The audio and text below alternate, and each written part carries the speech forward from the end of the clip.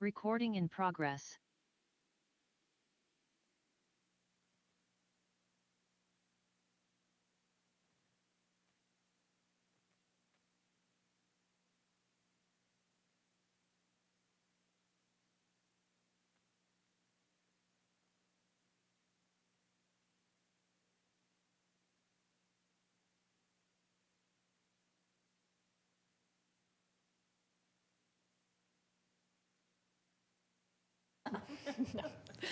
Good evening, everyone. Thank you so much for coming this evening. This is the Tuesday, August 16th Louisville City Council meeting, and I'll call the meeting to order. I'm going to ask City Clerk Muth for a roll call. Mayor Stolzman? Here. Mayor Pro Tem Maloney? Here. Councilmember Brown?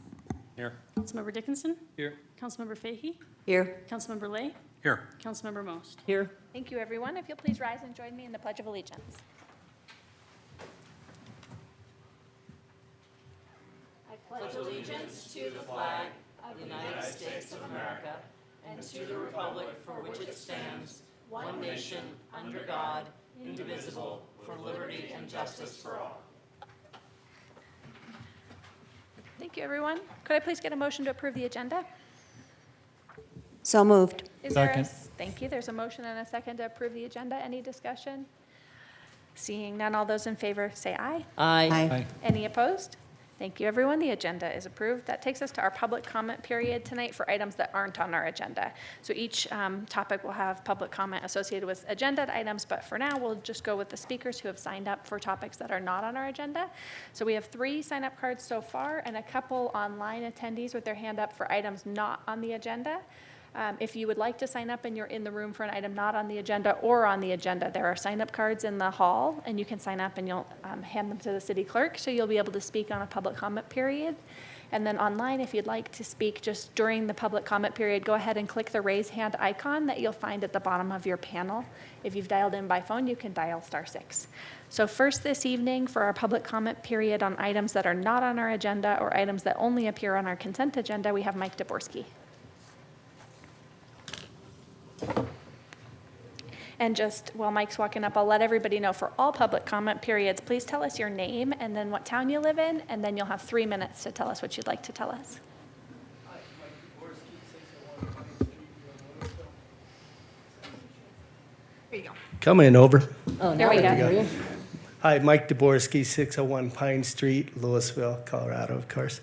I'm here tonight to speak of DELO in particular and our experience with it and the redevelopment of the area around my family's property.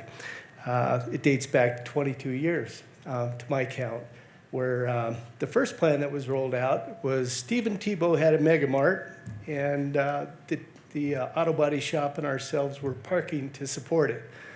That was not well embraced, and by myself, my family, or my neighbors, and there was a little love lost with Bill Simmons and Heather Balsler as a result. So moving forward, it brings us to 2017, actually 2015. In 2015, DELO submitted their plan. They erroneously or illegally submitted our property in their plan and our neighbor's property to the effect of nearly 20,000 square feet. So no small miss. Unfortunately, Director Russ did not catch it. Troy Russ was a pretty sharp guy, and those of us that remember him being our planning director remember he was overly confident, and I'm just shocked that he would have missed such a detail. But he did. And that brings us to today, where we have DELO built on our property and our neighbor's property. We've tried to get that rectified. In 2017, I brought this to the attention of Malcolm Fleming, and Malcolm basically directed Craig Duffin to address it. I brought Craig down to our place, showed him the landmarks, the markers, the survey markers. His comment, you can get a backhoe and dig it up if you want. We didn't want to take that adversarial approach and tried to be the nice guys, and unfortunately, nice guys tend to finish last, I found out. We went, over the last 5 years, I've gone through City Hall, feeling like the kid trying to find the number of licks to the end of the Tootsie Pop. I've been through planning department, through the public works, through the economic director. Aaron DeJong tried to facilitate a meeting, which we sat down and tried to work it out with Delo, but nothing was done or accomplished. I would attribute this to the fact that our city manager would not own this mistake. And we have an opportunity now with the new city manager to do that moving forward. We would love to have planning staff and or, city, even our attorney involved in drafting up some language that supports getting this made right. We've met with the new owners, or they're actually the investors of Delo who are now in charge. And they've heard our concerns and seen our request. Oh, thank you. But Right. Normally, we do the timers here so you can see it more clearly. We had it going on the screen, so we'll, for the people in the room, do it. So if you'll just wrap up for us, thanks. thank you very much. So they've heard our request, and we hope that they'll meet our concerns and our needs to make things right. But we are asking of the city and city manager to own this and help us get it set right moving forward. Thank you. Thank you. And thank you very much for understanding. We've got to facilitate between virtual people online and people in the room, so we try to run the timer that's for the right person, but sometimes when you're trying to do all these different things, it doesn't go as well. So if we can, I'll stick to the people in the room for now, and if we can run the timer in the room so they can see it, that would be helpful. So next we have Pam Palazzano.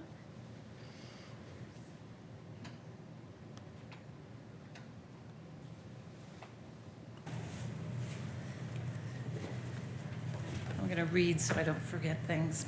First of all, thank you for the opportunity to speak with you tonight. My name is Pam Palazzano. I live at 762 Club Circle in Louisville on the golf course driving range. I've lived in my home for 25 years since it was built. I love everything about my neighborhood as well as our town. And I am presenting this not only for myself, but for other concerned neighbors in the Club Homes community. My home was damaged in the Marshall Fire. It was on fire in several places, and our incredible firefighters saved my home, for which I am forever grateful. I was out of my house for several months, and I'm still working on repairs, which are overwhelming. I was shocked and disappointed about the decision to have the live fireworks this year, particularly on a burned area after having the worst fire in the state's history. I've cleaned up debris after the fireworks for 20 years, but this year had the worst debris I've ever seen. This bag is just a sample of what was on my small patio in the backyard, which is approximately 8 by 10 feet. It singed my synthetic grass. It was all over the side, the front of the house, the driveway, the street, the cars across the street, in the yard of the house across the street, and most likely beyond. We watched live embers that night land on both my roof and my neighbor's roof. We alerted the firefighters on scene, and they kept an eye on them until they burned out. I need to have my roof and gutters inspected again for any further burn marks from those live embers. Homes will be rebuilt and repaired, but the emotional trauma will last. My recommendation is not to do live fireworks on the golf course anymore. My request is to either move to a drone presentation, which doesn't involve fire, and dogs won't need to leave the town due to the noise, or move the live fireworks to Community Park. We've all gone through many changes over the past few years due to COVID, which was warranted to keep people safe and healthy. The Marshall Fire more than warrants a change to keep people and their properties healthy and safe. I spoke with Sharon Nemechek and Erica Smith at the public library. They were very understanding and agreed a drone presentation would be better. I also spoke with Emily Hogan, who suggested I attend this meeting to present my views. I'd like to hear the result of any discussions or decisions you make on a council agenda. I left my cell phone number and my email on the sign-in card. And if you have any questions or want to discuss this matter further, I'd be happy to talk to you. So thank you again. And if you'd like to see this, I'm happy to bring this up and show it to you, this horrible thing. Thank you. You can bring it to the clerk so we can look at it after the meeting. Okay. Thank you. Next, we have Amy Austin. I'd like this back, but you could keep the,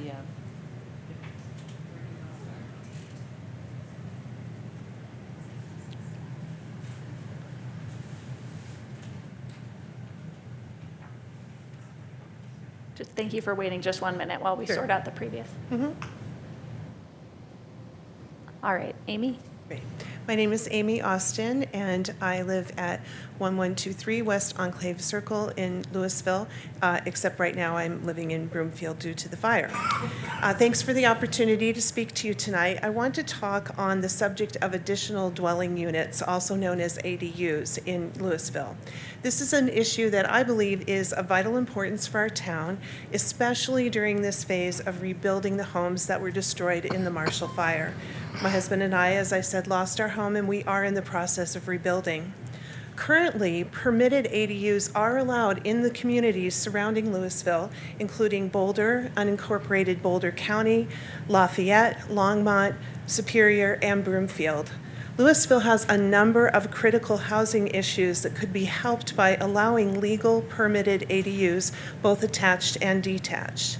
As you know, approximately 92% of the Marshall Fire victims are underinsured.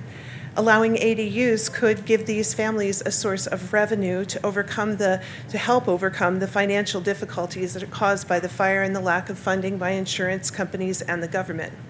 Louisville also has very little affordable housing. ADUs often provide housing at a lower cost than apartments, especially apartments that are owned by large investors. ADUs keep the investment in our community. The young people in our community cannot afford to buy housing anywhere on the Front Range, and due to high rent, cannot save enough even for a down payment. Family ADUs offer an opportunity for reduced rent so that this generation can make progress towards home ownership. ADUs provide opportunities for family support, including multi-generational families and extended family to help with seniors aging in place, also for senior living childcare, and it will provide families with long-term stability. I'd add that even childcare costs are outrageous these days. This is something that ADUs can help with. Legal permitted ADUs are safer for families because honestly, we know that people are already doing this in our community, but I want to see this become something that is legal and permitted so that we can assure that all of the safety precautions, such as appropriate electrical and plumbing, as well as exits for fire safety, are met. Finally, the best time to add an ADU is during the construction process, and in the coming months, over 500 homes will be rebuilt. If legal ADUs were an option, many households might choose this for their own benefit and the benefit of the community. I encourage the City Council to put this on your agenda, move forward, and make ADUs a legal permitted option, especially for those of us who are rebuilding from the Marshall Fire tragedy. Thank you. Thank you. Next, we have Josh Cooperman.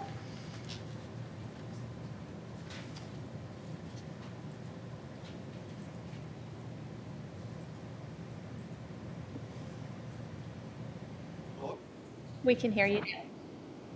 this is Josh Cooperman. I live at 216 Griffith Street. I would like to make a brief comment on item E of the consent agenda, which relates to the approving the costs for waste removal in town. My comment is not directly regarding the new fees, but rather with respect to waste removal in town.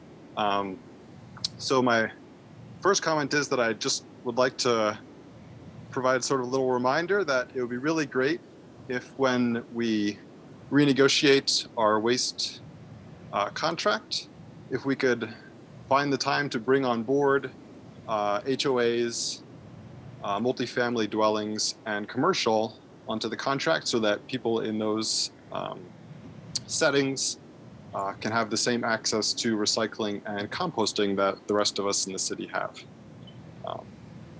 The second point that I'd like to make is, I don't know if you've seen the latest report from Recycling Colorado, but the rates of recycling in Louisville are not so great, especially compared to Boulder, where the rates are about twice as good. So when we go to renegotiate our contract for waste removal, it'd be really great if the council could try to think of some innovative ways to use that contract in order to improve both recycling rates and composting rates. Thank you very much. Thank you. Are there any other members of the public that would care to comment on items that are not on our agenda tonight? Thank you. Seeing none, that takes us to our consent agenda this evening. Could I please get a motion to approve the consent agenda? I'd like to make a motion to approve the consent agenda. Is there a second? I'll second. Any discussion of the consent agenda from members? Seeing none, all those in favor, please say aye. Aye. Any opposed? Thank you, everyone. The consent agenda is approved. That takes us to our council informational comments on pertinent items not on the agenda. Councilmember Brown? I just turned my mic off, sorry.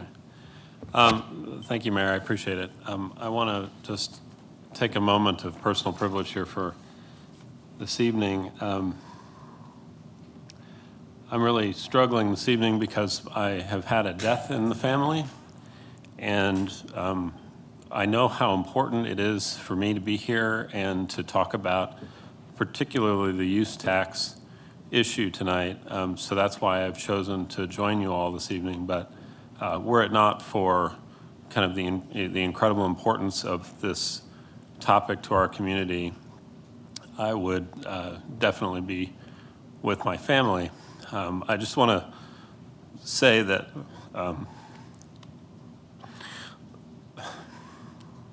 I've been struggling a lot today, and so I'm going to need everybody's grace. But I appreciate the ability to be with you and to do important work for the community.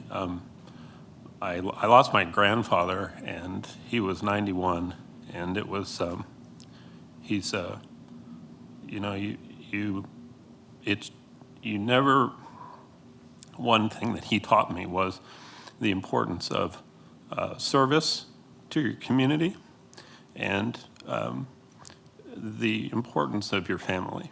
And this community and Louisville is my family, and so I want to do right by everybody tonight. So thank you for indulging my tears this evening. Thank you, Councilmember Brown, and thank you very much for joining us tonight. It means a lot to all of us. Thank you. Any other council members have pertinent comments on items not on the agenda this evening? All right. Seeing none, that takes us to our city manager's report. Good evening, Mayor and City Council. I wanted to just give you a few updates. First of all, this will be our last meeting before Labor Day and the Fall Festival. So I want to remind everybody that Labor Day weekend, our full Fall Festival events will return here at the City of Louisville. On Friday, September 2nd, we'll be having the senior dinner. And Monday, we will have both the Pet Parade and the Labor Day Parade. It'll return to Main Street this year. We took a brief hiatus, if you remember, on Pine Street last year, which was great during COVID, but it'll be nice to be back on Main Street where all the downtown activity is. And then the Fall Festival will occur on Monday, September 5th as well. We are still taking entries for the Children's Pet Parade and also are still seeking volunteers to help with the parade. So please go to the website if anybody's interested in participating, and otherwise we hope the community can come out and join in this wonderful event. The rec center is closed this week for maintenance starting tomorrow. So August 17th to 24th, the rec center will be closed, just to remind people of that. And I wanted to share just a few Marshall Fire updates. We are wrapping up debris removal with the private property debris removal. All of the debris removal has actually been completed, and so now we're working on the closeout of all those properties and the hydro mulching to fully complete the debris removal process through the PPDR. 23 permits have been issued for rebuilding, and so we're starting to ramp up the activities in the planning and building department. The navigators are now up and running. In fact, they had kind of a kickoff this evening, and I know that they have had a big influx and are still hiring up the crew of navigators. So there's a little bit of a time lag, I know, in people's ability to actually have their meetings with the navigators. But they are next door in the White House building, right over here next to City Hall, until they move into their permanent home, which we think will be in the next couple months.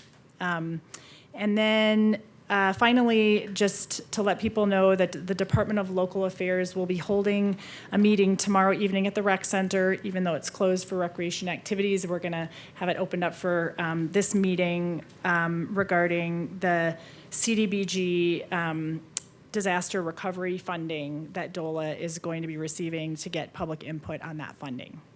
So those are all the updates I have for this evening. Thank you. Thank you very much.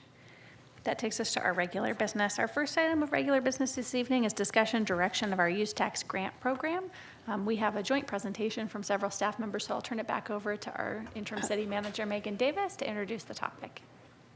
Excuse me, Mayor? Oh, I apologize. I didn't have time to put it on my notes.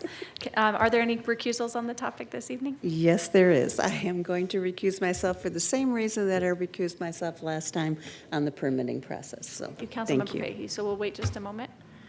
So Councilmember Fahey can leave the room, and just our process on recusals has the person state the conflict of interest that they're recusing themselves for, and Councilmember Fahey let us know she feels that because she owns property in the area that it creates a perception, a public perception of a conflict, even though there's not technically a conflict in this case.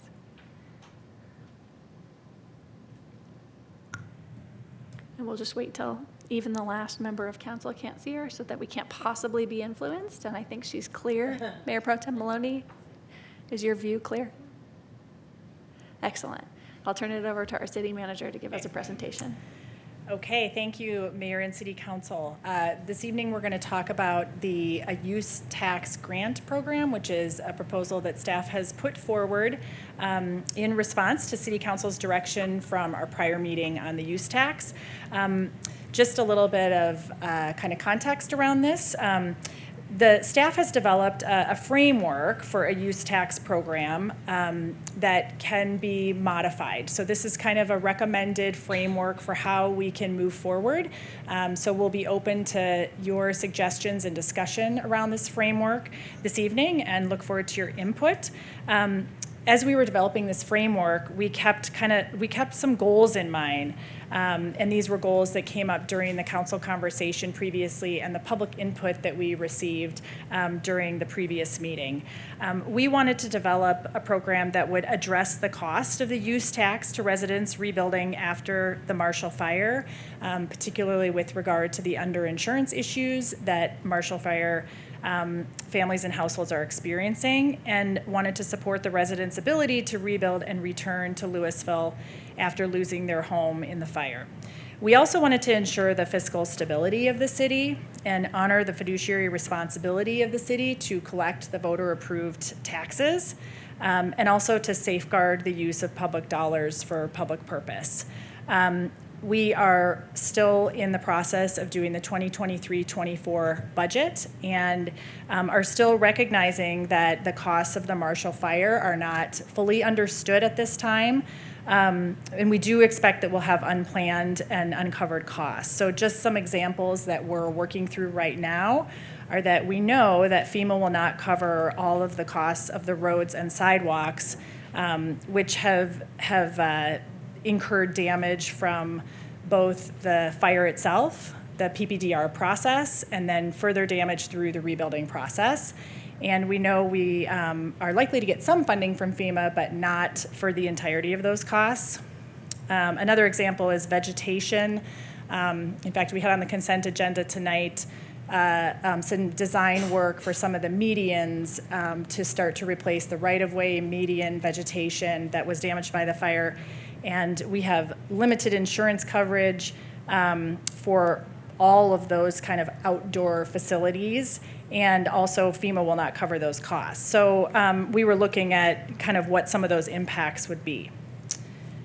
And as we developed the program, we wanted to think about something that would be easy or as easy as possible to be accessed by both residents, and then something that staff could reasonably administer as well. So those were just kind of some of the goals that we were keeping in mind as we developed the program.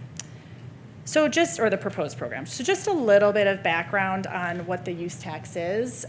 We talked about this quite a bit, but the use tax is collected by the city at the time of the building permit on construction materials, and it replaces the collection of sales tax. So people do not pay the sales tax at the point of purchase. A builder wouldn't pay the sales tax at the point of purchase when they are purchasing the construction materials. Instead, they pay the use tax to the city. So there's no double taxation happening there. In addition, there's no other fees or impact fees associated with the purchase of those construction items. This allows the city to keep the tax rather than the jurisdiction where the purchase occurs. And the use taxes go into restricted funds. Therefore, the grants on taxes must come from other sources of funds. That's why we can't effectively rebate it from those funds that's collecting or where the use taxes are kind of dedicated. So we would use fund transfers to cover the cost of the use tax program. As a reminder, our use tax is 3.65%. 3% is restricted for capital improvements or debt service on capital improvements. 0.375 is for open space, essentially, acquisition and maintenance of land, for open space buffer zones, trails, wildlife habitat, wetlands preservation and parks, and 0.125% is restricted for historic preservation, and 0.15% is restricted for operating and maintaining the recreation center at Memory Square. So that's just a little bit of background on the use tax and how we kind of developed this proposed program. I'm going to turn it over to Fire Recovery Planner Richie, and she's going to go through some of the details of what we're proposing, and then we look forward to council feedback. Thank you. Thanks, everybody. Lisa Ritchie, city staff. So one other background slide here before we dive into the program. So what is permit valuation? Use taxes and building permit fees are all derived from this valuation. And so at the time of building permit, the applicant includes the valuation of the project. The city's fee schedule, which City Council adopts, includes a minimum $180 per square foot for single-family homes. So in no case, unless they demonstrate otherwise, would we allow a valuation less than $180 a square foot. It has been a number of years since we've looked at this, although this does match Boulder County's minimum valuation that's currently in place today. So they have the same minimum valuation of $180 per square foot. But as we all know, cost of construction at this time, the average valuations have been higher and will continue to likely remain higher through the period of time where we're talking about this use tax grant. So use taxes are paid on 50% of the valuation, and that assumes that 50% of the valuation is materials for the construction and that 50% is labor. So we don't collect the tax on labor. So a little bit more background on that. We do have this slide up for comparison if we need to return to it. I'm not going to go into it in detail, but this is just a comparison of the other jurisdictions' permit fees and use taxes that would be collected and rebated for the case of Superior. So, as City Manager Davis mentioned, we, as you know, we had the City Council meeting on July 19th, followed up with a budget retreat on July 21st, where we heard a lot of feedback from you. And so we tried to kind of consolidate that feedback and try and bring forth a proposal that we think was going in the direction that we heard that night. So kind of the parameters for the draft use tax grant proposal, it would be available to the property owners that owned their home at the time of the fire. So this mirrors the energy code opt-out, so you may remember. And so this would be, as proposed, tied to the property itself. I know there have been some conversations happening, if a property owner sells one lot and buys another lot that was affected by the fire. So we would like to know from you, I think, if you want to include that, but if otherwise, it would be tied to the specific lot, same as the energy code as written. And again, same as the energy code, this would be available through December 31st, 2024. So this would be offered for a 3-year period, at which point in time it would sunset and the full use tax would be collected, or City Council could revisit an extension at that time. Because staff and City Council are still working through the financial impact of Marshall Fire on the overall city's budget, staff has proposed a method for reducing potentially the use tax grant costs to the city This $180 a square foot, you all can change. This was just a number that we would propose just to try and limit the cost of the program. But we are interested in hearing from City Council if this is something that you would like to maintain or if you want it to match the actual valuation. But the grant program would be capped at $180 per square foot. In reality, that would mean that likely we would collect more revenue on the use tax than we would grant back. This would require that one other thing that we did here, that the grant amount would be proportional to the previous home size. So it would be any increase in size, they would not get the use tax grant on that proportion. This would require that the applicant verify insurance proceeds are not covering the use tax. Similar to the energy code and practicality, staff assumes this is handled the same way. They just check a box at time of permit. We're not verifying paperwork. They're not submitting paperwork. This would just be a self-attestation that they would do at that time. And then one final note, the Boulder County use taxes are still collected and remitted. So the 0.985, I believe it is, we would still collect and remit back to Boulder County.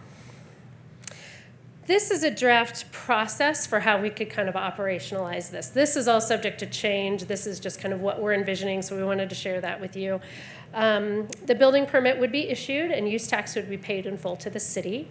The homeowner would then apply for the use tax grant. They would provide things like contact information, a W-9 form, attestation that they were the owner of record on the fire, and that they are underinsured, and they submit proof of payment, which is essentially the payment of the permit receipt.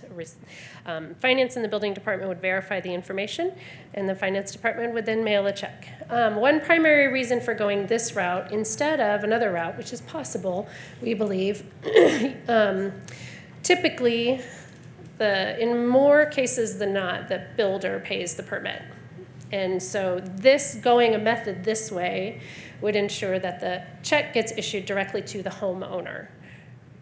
We could alternatively continue to look at doing kind of a credit and a debit at the time of permit, but then the homeowner then would be required to work with their builder to make sure that, that actually gets accounted through them. So pros and cons on both methods. We think both methods are probably possible. Cost assumptions. So when we were doing budget projections, working with the finance department, we ran some estimates. So these are the assumptions that we used. All of these are based on averages. The outcomes, there's very little chance the outcome would look like this, but we did have to make some assumptions for the purposes of estimating cost.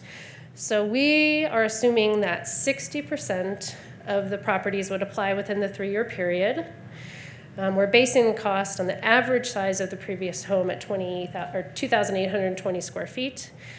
This again assumes that minimum $180 per square foot is applied for the use tax grant, and the grant would come from the general fund. And so you can see if those averages played out, homeowners would receive an average grant of roughly $9,300, and the total cost to the city would be just north of $3 million. From the revenue side, when we look at the revenue associated with use taxes, we're going to assume that 70% of the homes are rebuilt. 10% of those we would keep in full. They would not be original owners. And that the average size of the new homes generally is a little bit bigger. We've seen that trend so far on the permits coming in, so we're going to assume 20% larger at 3,384 square feet. The average valuation is going to be more than $180 a square foot. Right now we're seeing $239, so we modeled it at $240.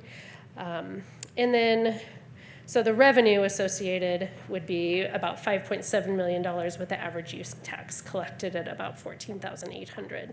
And those revenues would be applied to the associated fund that they're restricted. So with that, we're happy to answer any questions that you might have.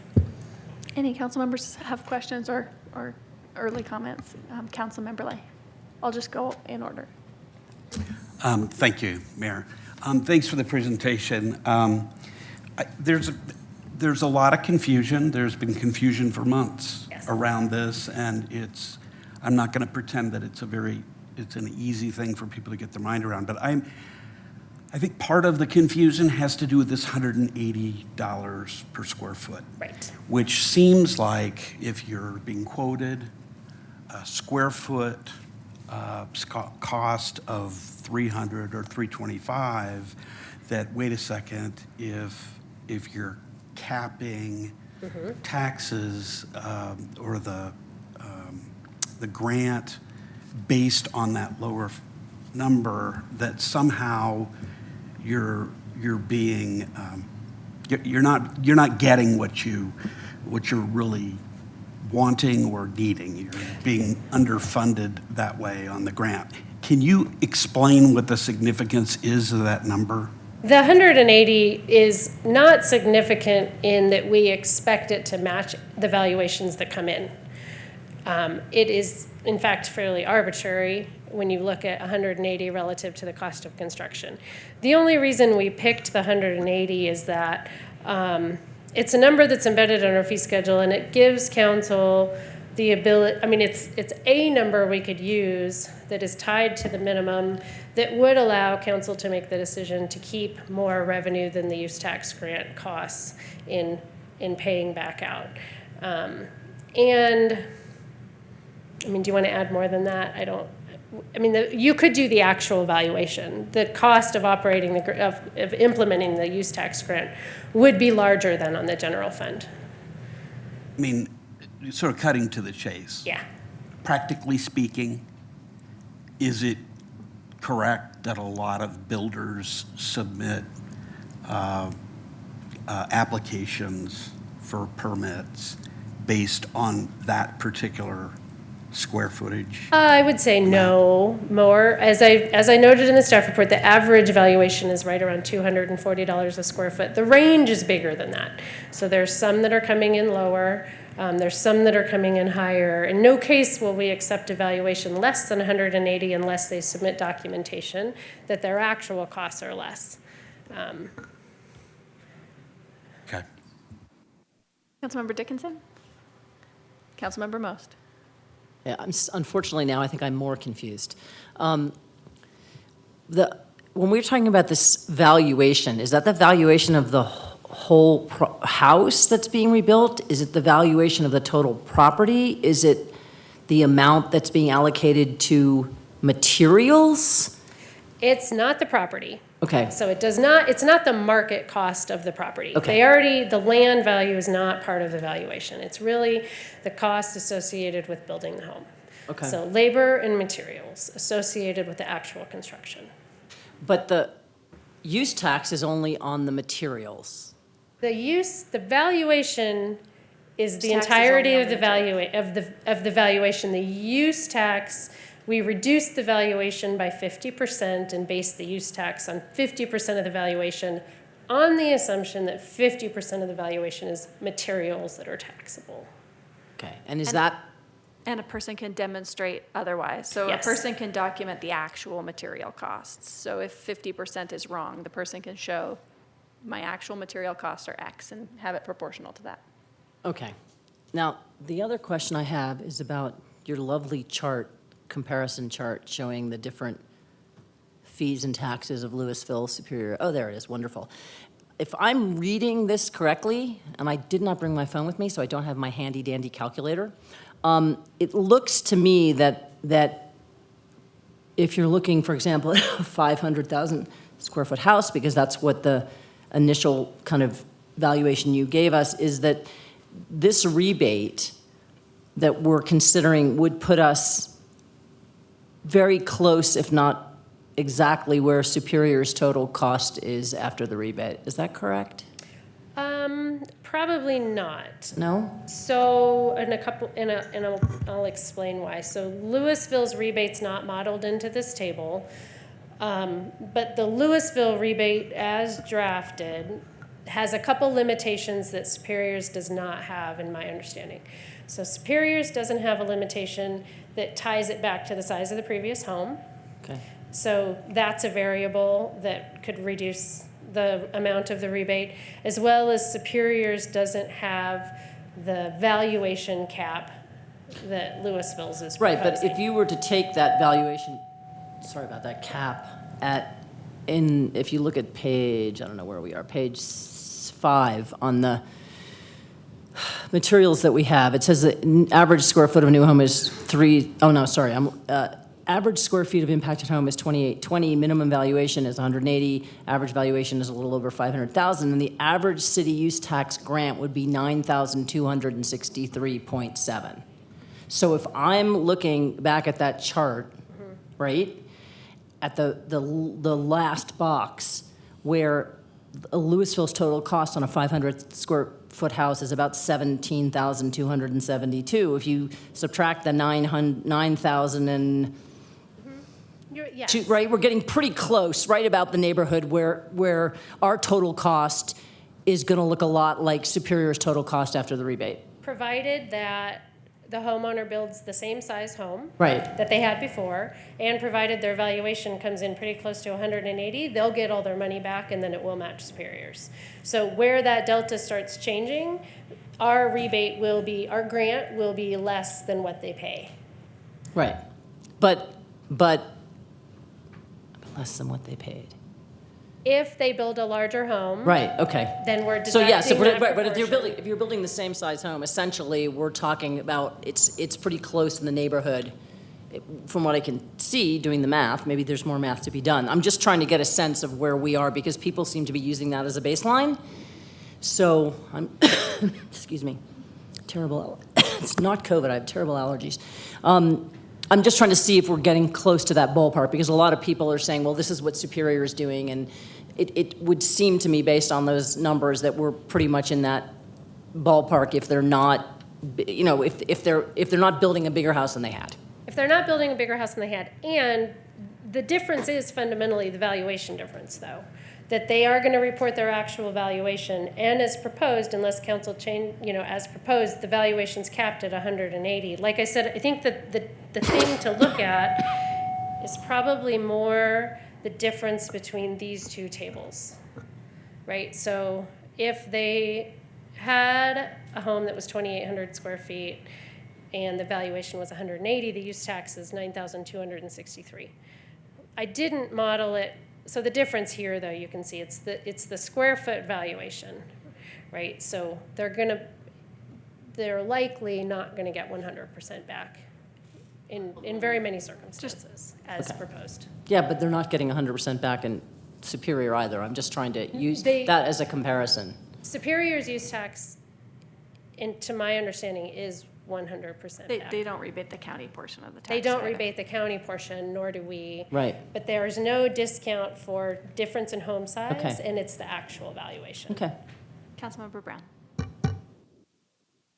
Thank you, Mayor. I appreciate that. First of all, Planner Ritchie, we still call you Planner? I don't know what to It's call fine. you. Director? Whatever. No, whatever. Sorry.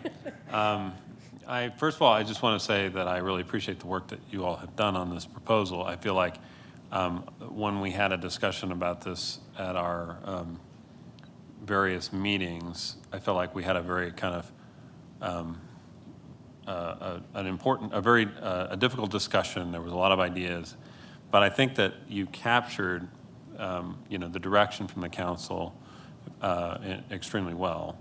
I think that for me, what's really important here is that, we're working throughout our process. To me, what has been important is we can never make people whole. We can never completely bring back their house that they had and with all the possessions. But we can try, but that should be, getting as close to that as possible should be sort of our North Star. Within the confines of the budget, because we are also facing a difficult budget year. I think that for me, there seems to be like a part of those principles. It's about making people whole as much as we can.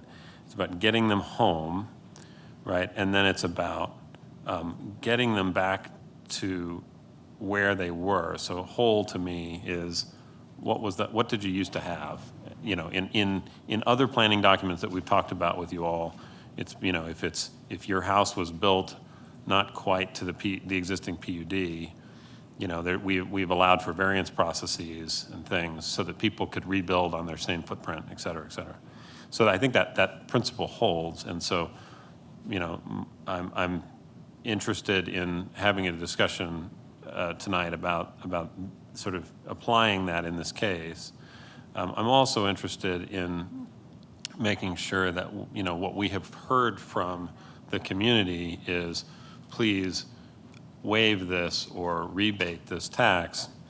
And while the fiscal net that we have in Louisville doesn't allow us to directly rebate the tax or waive the tax, coming up with a program that essentially does that is also, I think, the right solution, and I think it's responsive to what the community has. Now, there's a very long intro to a question, which is, I think there's a middle scenario here that you didn't model in your document, which is,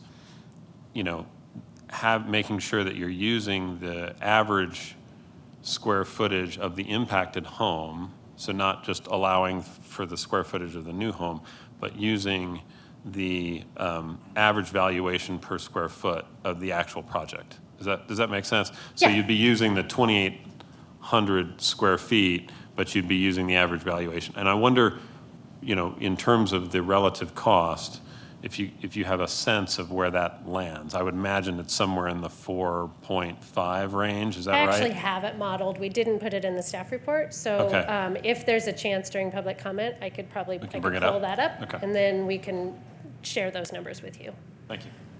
Mayor Pro Tem Maloney. Good, you have the model up. I have a question about. Yeah. I can't reconcile the average city use tax collected amount. So if I take the column of average valuation of 812,160 times 0.0365% or 0.0365, I get a different number. So you have to divide the valuation by 50% first. Okay, Because the valuation, so that's the entire valuation, and then we collect the use tax on Got it. half of that. great. I thought I'd already done that in my calculation, but apparently not. And I did run the numbers that you were asking about, so I actually have that model here. Okay. So, in some of the principles around this, ownership on December 30th, 2021, I absolutely agree with that. Available to, like we're doing with the energy program, of December 31st, 2024. The valuation is something I'd like to hear more of my colleagues talk about. I understand the 180 as being the minimum. And I find it very interesting, the information that was in the packet about 239, I think, is the average square footage, and I think it was a little over 4,000 square feet. So those are some fairly large houses. The other thing that you sort of talked about, and I wish we had the finance director here, is I'd like to, maybe the city manager can address it, I'd like to see if there's some way for us to not have a grant or rebate program, but some type of credit at the point of application, so we're not getting into any of those issues. We're not dealing with having to request W-9s, we're not having to issue checks, we're not having to worry about taxes. If there's some way that that can be done, I think there's a lot less steps for staff. It's a lot easier for those people who've lost their homes. So I'm not asking for a solution tonight, but I think if something like that could be crafted, it would be a lot better for everybody. So, thank you. Thank you. I'll just add my comments at this point. I really appreciate all the comments we've gotten. I've talked to a lot of people in the community, both people who lost everything and are really, going through this terrible situation, and people who didn't and want to be supportive. And so when I look at the uses of the general fund, we can use the general fund for public purpose. So I just think it's important in our grant program that we come up with some good public purposes about getting people back home. And I think that because, of how the general fund's structured and what our purpose to public health and safety is, that we can come up with public purpose under state law that allows us to give grants out of the general fund to help people rebuild their houses. So I think that that works. I just want to talk about some boring things also. And I know staff has said a lot of them, but I've gotten a lot of email with misinformation and disinformation. So I just am going to repeat some things just to clarify things. And I apologize for the time that it takes to the people who are just wanting us to cut to the chase and vote. So just on taxes in general, I've been on city council since 2013. I think a lot about taxes and equity and fairness and how we should tax and whether the tax has any relationship to the thing that we're providing a service with, or if there's, there are things like sin taxes, there are sales taxes, there are income taxes, there are property taxes, and they all have drawbacks, and people don't tend to like paying taxes. And so what happens in our state is that in general, and this is generally speaking, people pass sales taxes. And so we're here as public servants trying to provide the things the community is asking for. Like in this case, it is a grant program to help people rebuild, but in other cases, it's things like parks or streets or police services or libraries.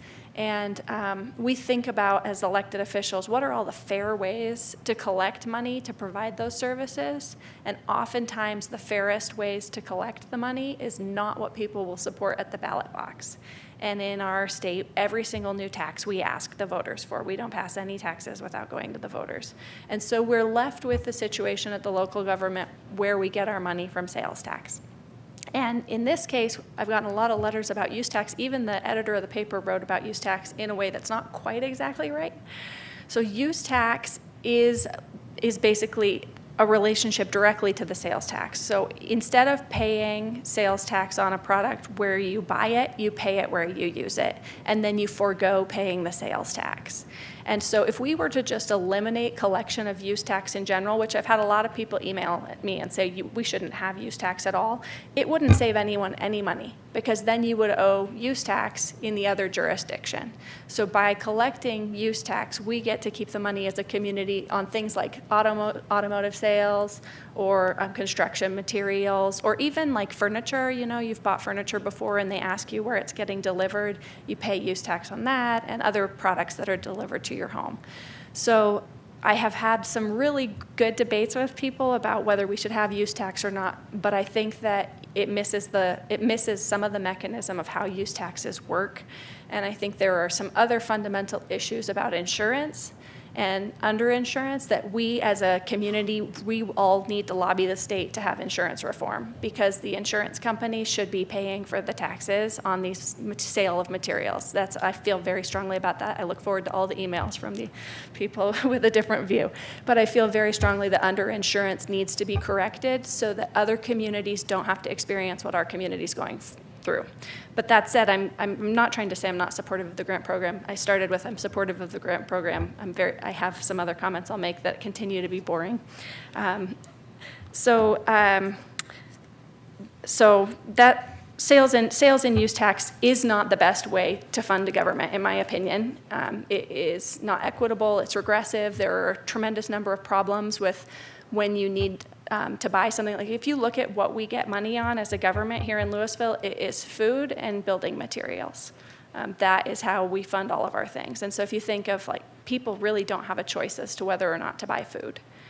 So as a society, we should think long and hard about how we tax ourselves and how we fund services. I think that would be a phenomenal community discussion to have over a number of years and figure out how to do it more equitably.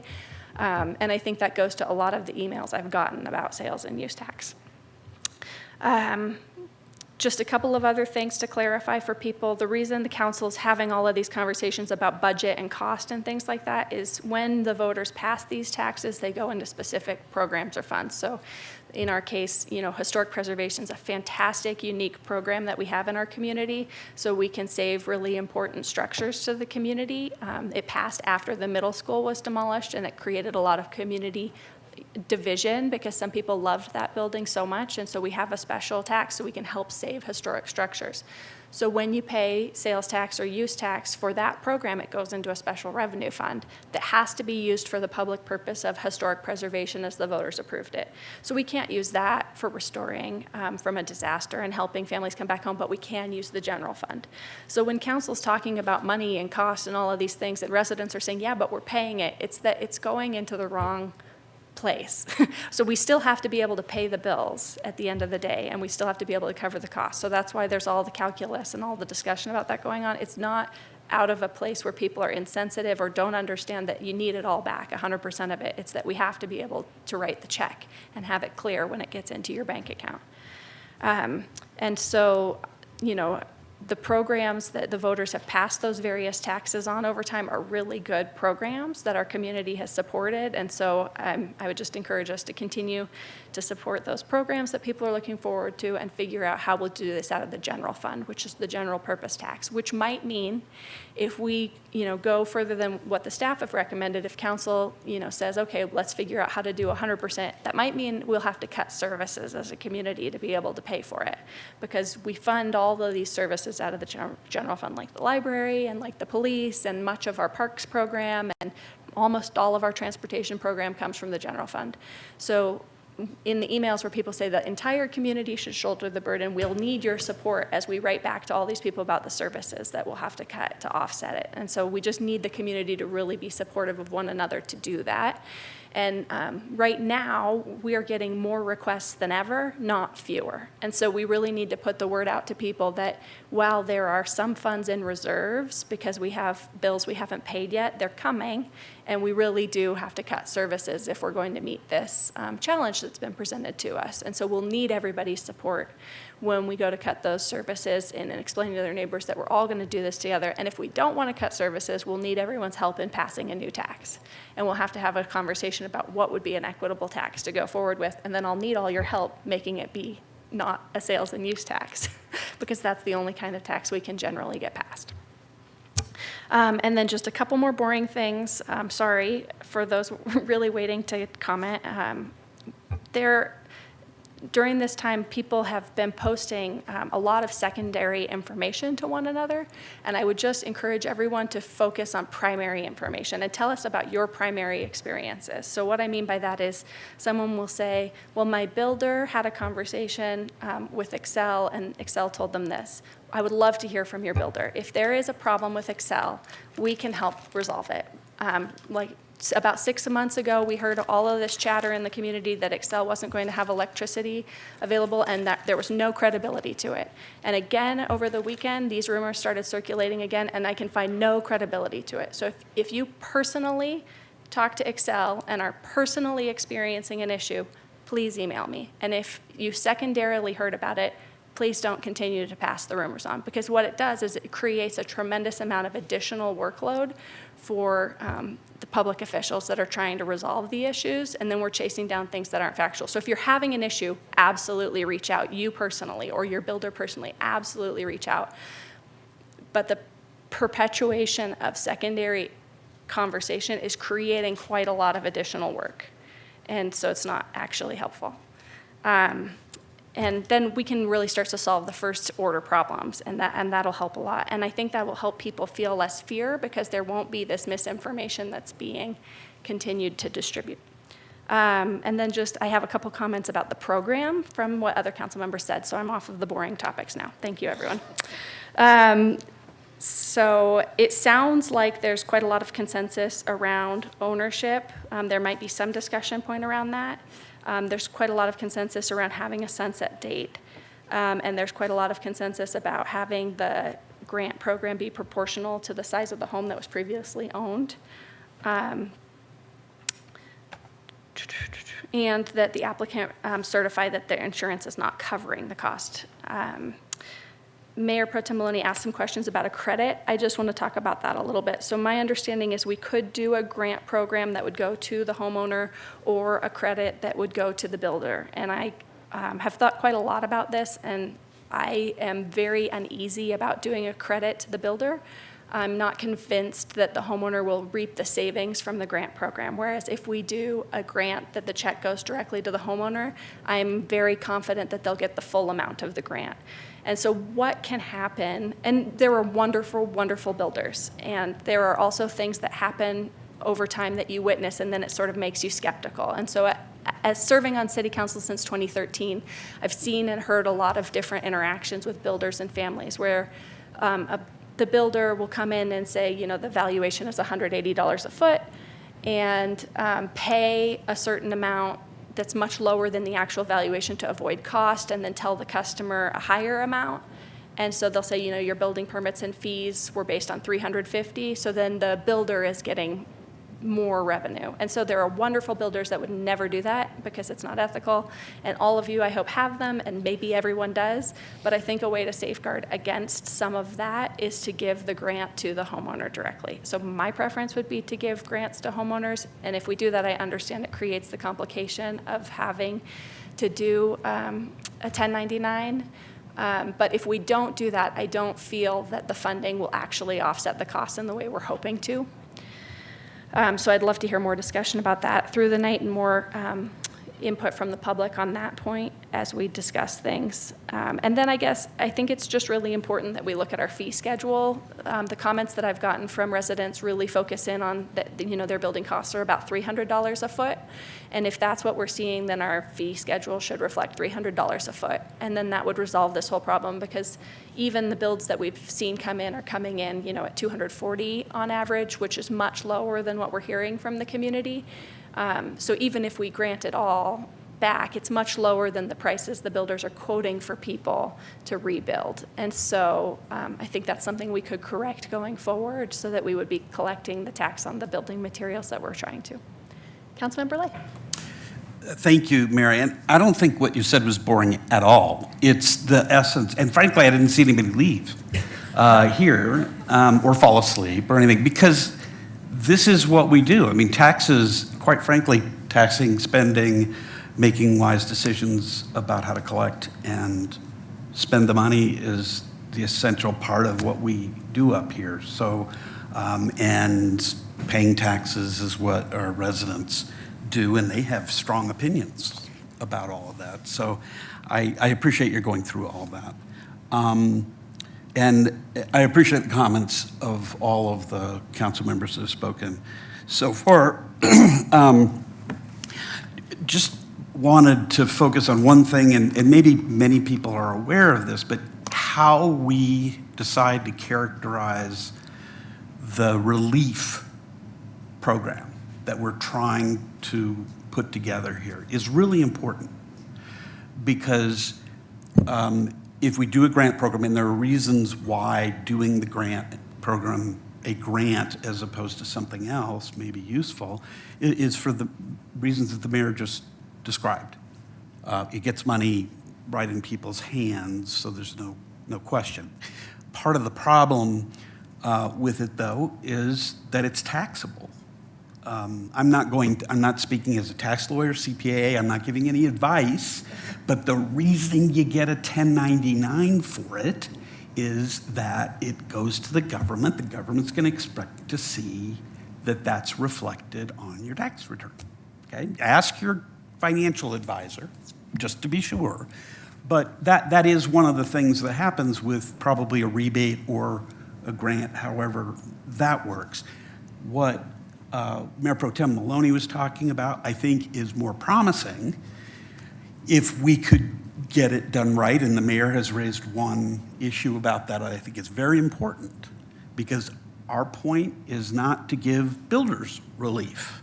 Our point is to give homeowners and home builders, the people that are affected by the fire, relief.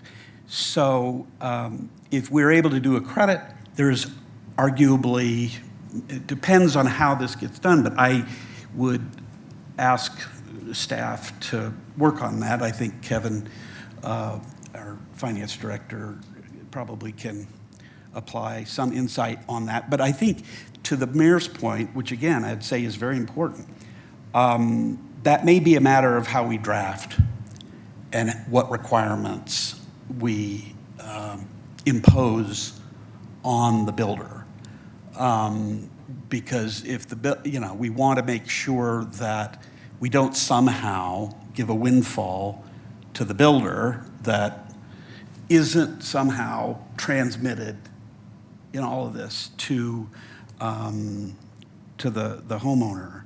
And my sense of that is that we can probably figure out how to do that. I'm pretty confident that we can figure out a way to, but I don't know. I mean, we got to figure, but I mean, in terms of trying to put duties on people to account for this money, we don't want to have some asymmetry that's going to end up benefiting the wrong person. That's just, we don't want asymmetry, period, but we don't want any asymmetry that's going to somehow, hurt the homeowner or not benefit the homeowner.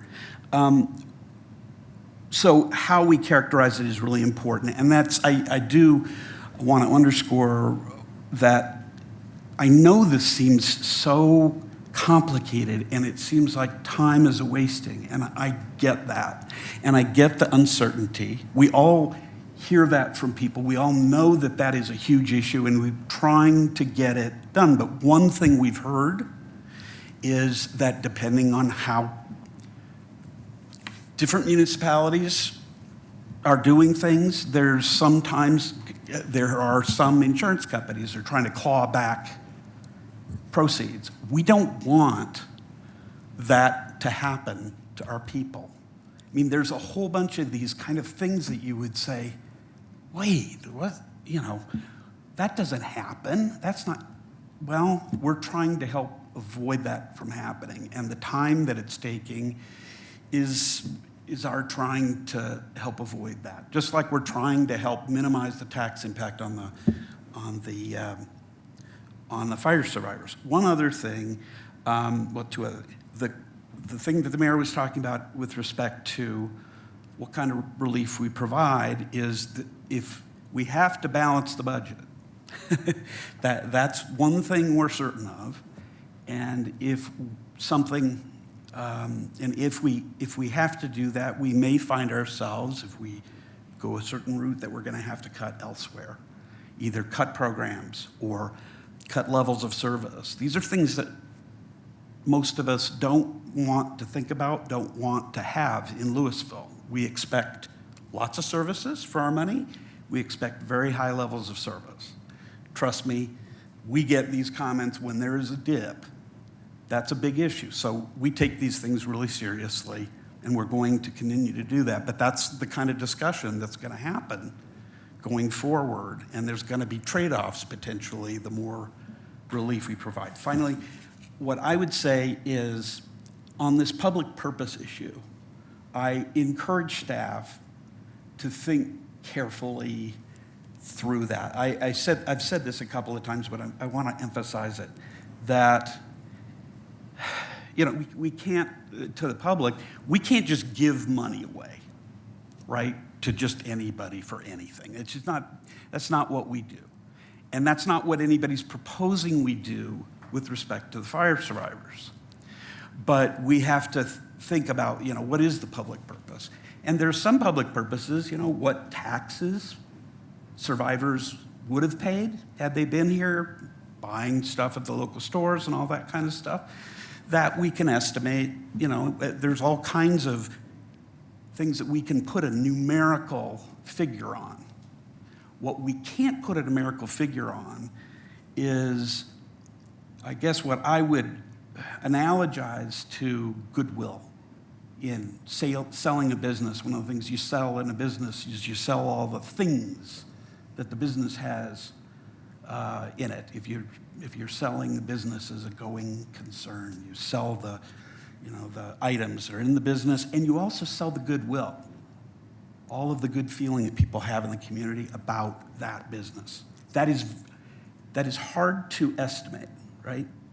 And like that, the analogy isn't perfect, but like that, we have lost something very significant here. Not just people who don't pay taxes, not just their taxes, and all that kind of stuff. We have lost people who contributed mightily to this community. Some for many, many years, some on council or in other ways, employed people, coached people, taught people, were wonderful members of our community. We want them back. That is a huge benefit to our community, is to have them back. And valuing that highly as a public purpose is essential. And I really encourage that we think that way, because numbers are great. We like dealing with them. It's hard to put a number on this. And yet, it perhaps is one of the most important things we're doing through this process. So anyway, that's what I had to say. I'm sorry I went on about that, but that's really important to me. And I really appreciate the mayor and the others for talking about these aspects of taxes. I think we have a community now, particularly the survivors, who are better equipped to talk about taxes than probably 90% of the state of Colorado. And, you know, I wish we didn't have to learn about taxes in this way, but thank you to the mayor for helping us through that and for the staff to work through this. And thank you for your patience and your grace to let us come up with a program that we hope is going to benefit you guys to the best that we can. Councilmember Dickinson. Thanks. Yeah, so I think kind of running down the list, I agree, Mayor, with pretty much every set around what we have agreed on. The being the property owner on record, sunsetting in 2024, and having it proportional, and verifying that there's some underinsurance, of course, AD being if you're fully insured and they're covering your all those costs, you're not in the same situation of need. And just so we understand, so complicated, all these numbers, and it really, truly is complicated. And one thing I want to kind of point out with what's been offered from staff, there's a pretty simple calculation that everybody can do to understand sort of your rebate percentage, which is, you know, if your builder says that the price per square foot is going to be $180, if that's what they submit to the city, it's a 100% rebate. If they say it's going to be $360, double, it's a 50% rebate. If they say it's going to be $240, it's a 75% rebate. Those are the only two numbers that matter when you think about the percent of rebate you will get. So if they submit that it'll be a $200, then you're getting a really high, I can type it in right now, 90%, right? So you're getting in a really high rebate the closer you are to that 180. So the question we have to ask ourselves is that the number that we feel good about? Is 180 a good number where, again, a 100% rebate at 180, 90% rebate at 200, but only a 50% rebate at 360? And what is that? What are we saying? Are we saying, well, if you're building a house at $360 a square foot, and it doesn't matter the square footage, again, that affects the total, but the rebate percentage isn't affected by your square footage.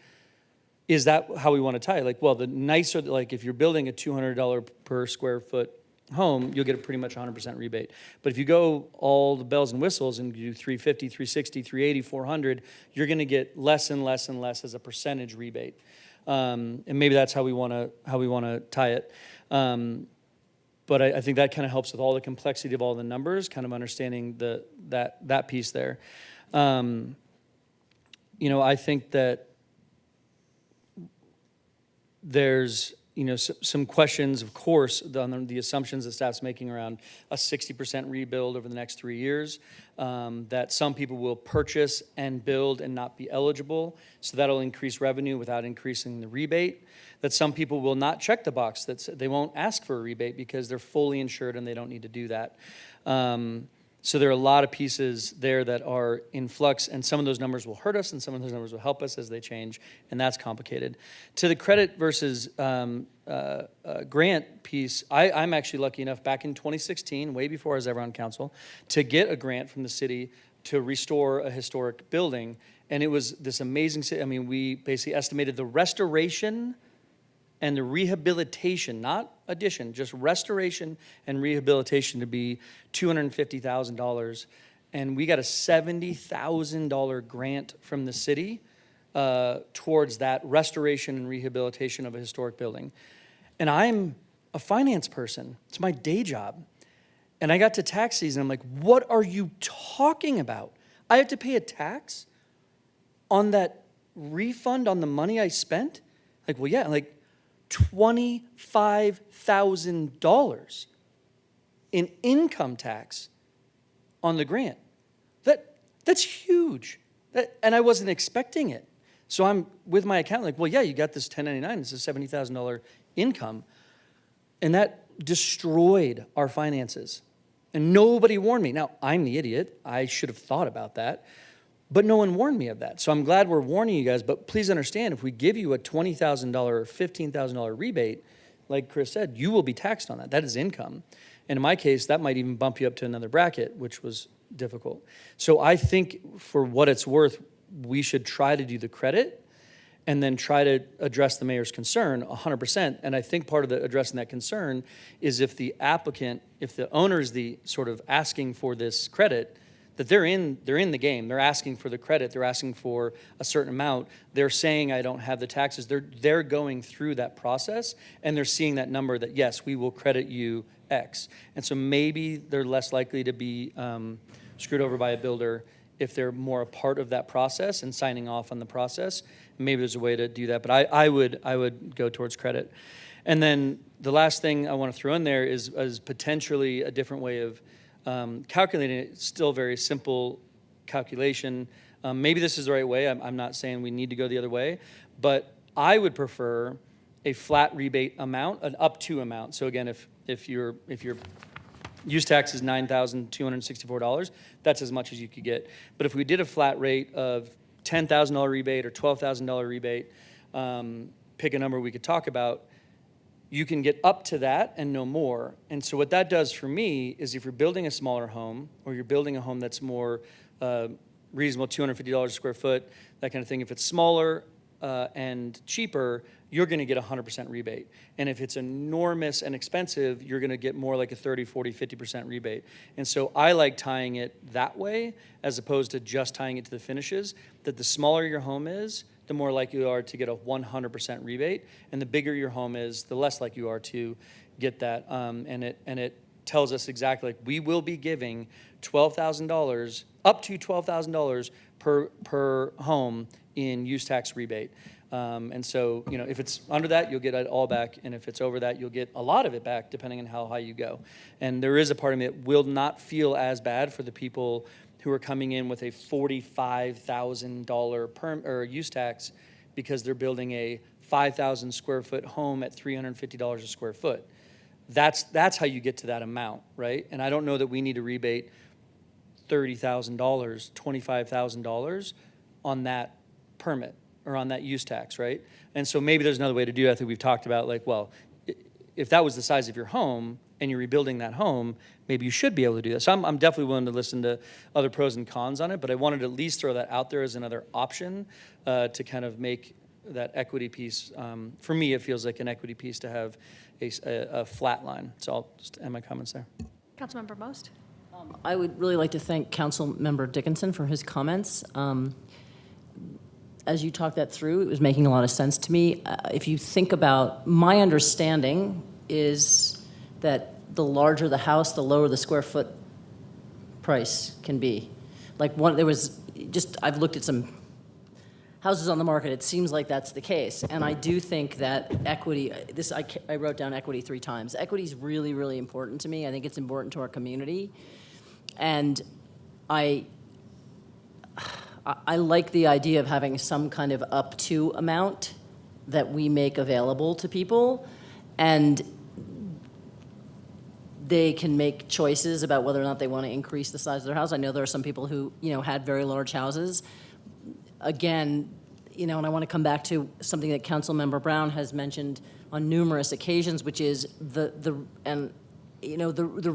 we're trying to do here is to deal with an underinsurance problem, right?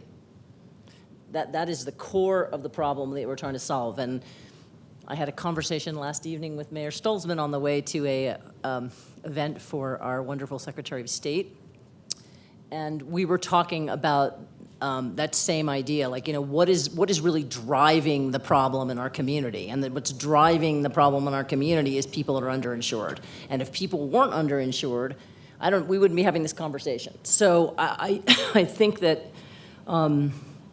I think we have to keep that in mind. I think we have to, I like the idea of more of a fixed rate in terms of equity. I mean, I would even entertain the idea that if we are going to get into the issue of a public policy around this horrific event in our community that impacted so many people, that we might even think about a grant program to everybody who lost their home, and not necessarily even tie it to use tax, to say, I know that people are talking about the use tax in the context of whether it's fair or not fair.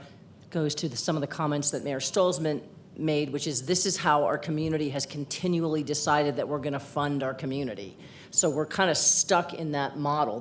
Those are choices that have been made over and over. But, again, I think that there are a lot of people who are not rebuilding for many reasons. One, because they can't afford it, even with whatever help they're getting from the state, the county, the feds, any help that we would provide. It's just not going to be enough, and they simply can't afford it, or they simply can't handle the emotional stress that it takes to go through this rebuilding process. It is, even if you choose to rebuild a home or build a home from scratch, it is insanely stressful. And so I would even consider saying maybe we're providing a grant to everybody in our community who really suffered this traumatic loss, regardless of how they decide to move forward with their lives, whether that's building here, whether that's buying a different lot and rebuilding, whether it's deciding that they're going to do their early downsize and retirement because that was somewhere on the horizon and now it's what they have. So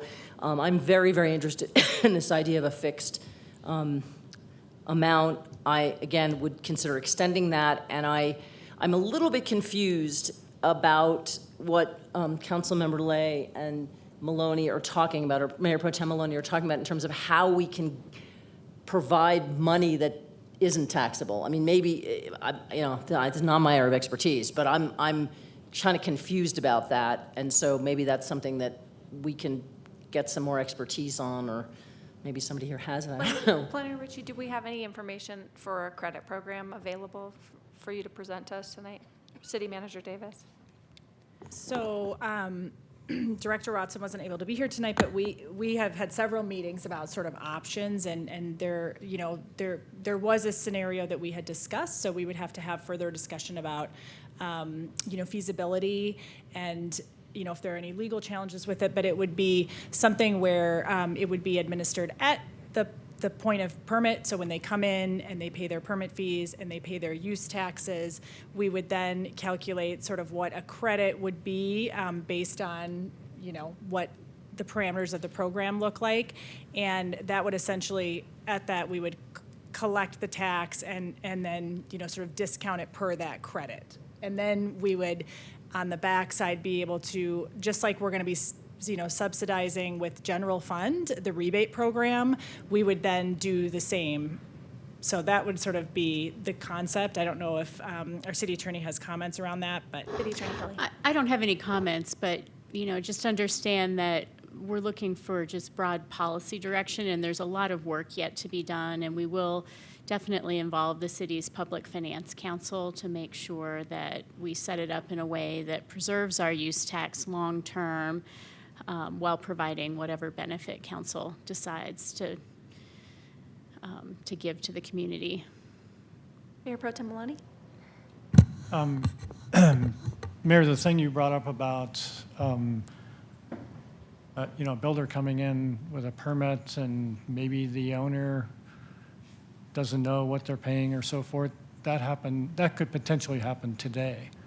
So that wouldn't be a new problem if there was a credit program. I mean, they should be providing the documents and proof of what they pay for the building permit and use fee, and that should be part of the accounting the closing between the builder and, the person they're building for. So that could happen today. I think And that so was, it could happen with this as well, but I mean, I have that concern too. I always wonder, especially with some of the amounts we're seeing them coming in and saying at one point it was $219 or $220 or something per square foot, which seemed kind of low to me for some of the houses I know that were being built. So I share your concern. I'm not sure how we solve that, but.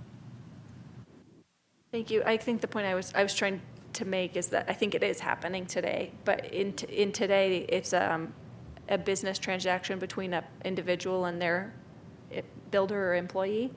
And in the case that we're describing, we're then giving public funds as a grant into that. So I feel like there's an additional obligation on our side to make sure that the funds go to the owner. And I think, maybe there are some things like I heard talked about over here. I think it was Councilmember Dickinson about some additional, like an additional piece of paperwork signed by the homeowner to understand the amount that's being transacted so they can make sure they calculate it and get the benefit of it. So I think there are maybe some different mechanisms to do it, but I think it's important that the funds that we grant from the general fund go to the purpose, which is to the homeowner.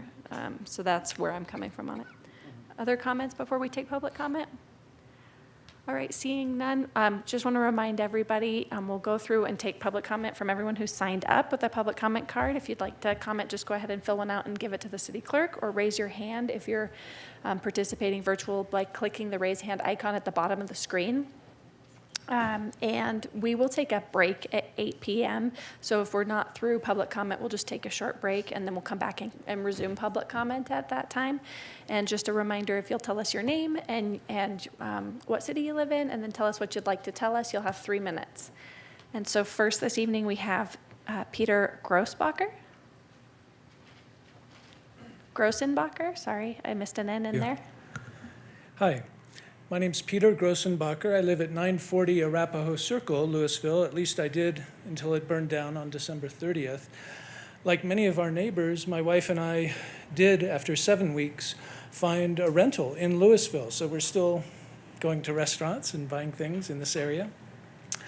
I want to thank each of you for your really good work in helping us. It's such a difficult time. I know you've heard details of that in the past, so I won't go into it. But in regards to your listening to your community members and helping us in this way, I'm so grateful. The grant payment going to the homeowner is a good idea. Give my thumbs up on that. Or if it could be a credit early on and not have to pay tax, that would be great, because some of these, like the DOLA grant, is means tested. And so if our income is increased through a grant we receive from you, that could be problematic. So I'd ask somebody to look at that. On page 4 of 6 of the discussion notes for this topic, the first full bullet on page 4 reads, the grant program would require a resident to verify that they are not submitting an insurance claim for the payment of the use tax. So if we were getting reimbursed for the full use tax, that wording would be appropriate. However, because some insurance policies have an ordinance and law bucket that gets used for IECC 2021 and other things, there might be some money that they could pay. The insurance company might cover some of the use tax, but not all. So you might want to perhaps revise the wording of that to just cover whatever portion of the use tax is being returned or not collected.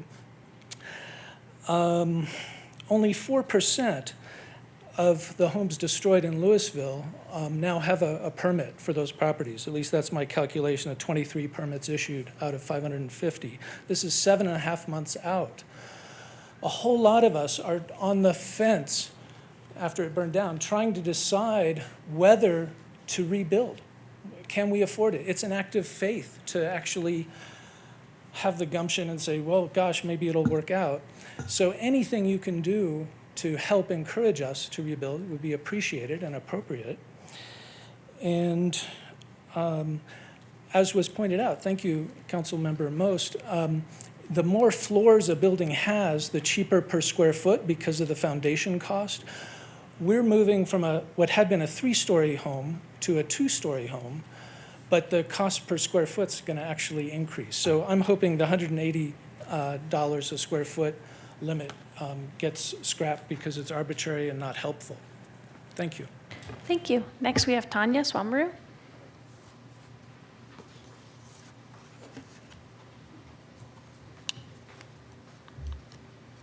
Hi, I'm Tanya Samaru of 944 Larkspur Lane, and I lost my house in the Marshall Fire. First, I really want to thank you. It means so much to fire survivors to know that there is a lot of support for use tax relief. Thank you so much. I understand it's not easy to do within the legal and financial framework of Louisville. This is complicated. I want to go back and reiterate the $180 a square foot is, for us, not the best solution. The reasons we ask for a full rebate are that we want to remove barriers to rebuilding. We want to remove any appearance that the city is getting any windfall due to the fire. And we don't want to put the burden of rebuilding infrastructure disproportionately on fire survivors.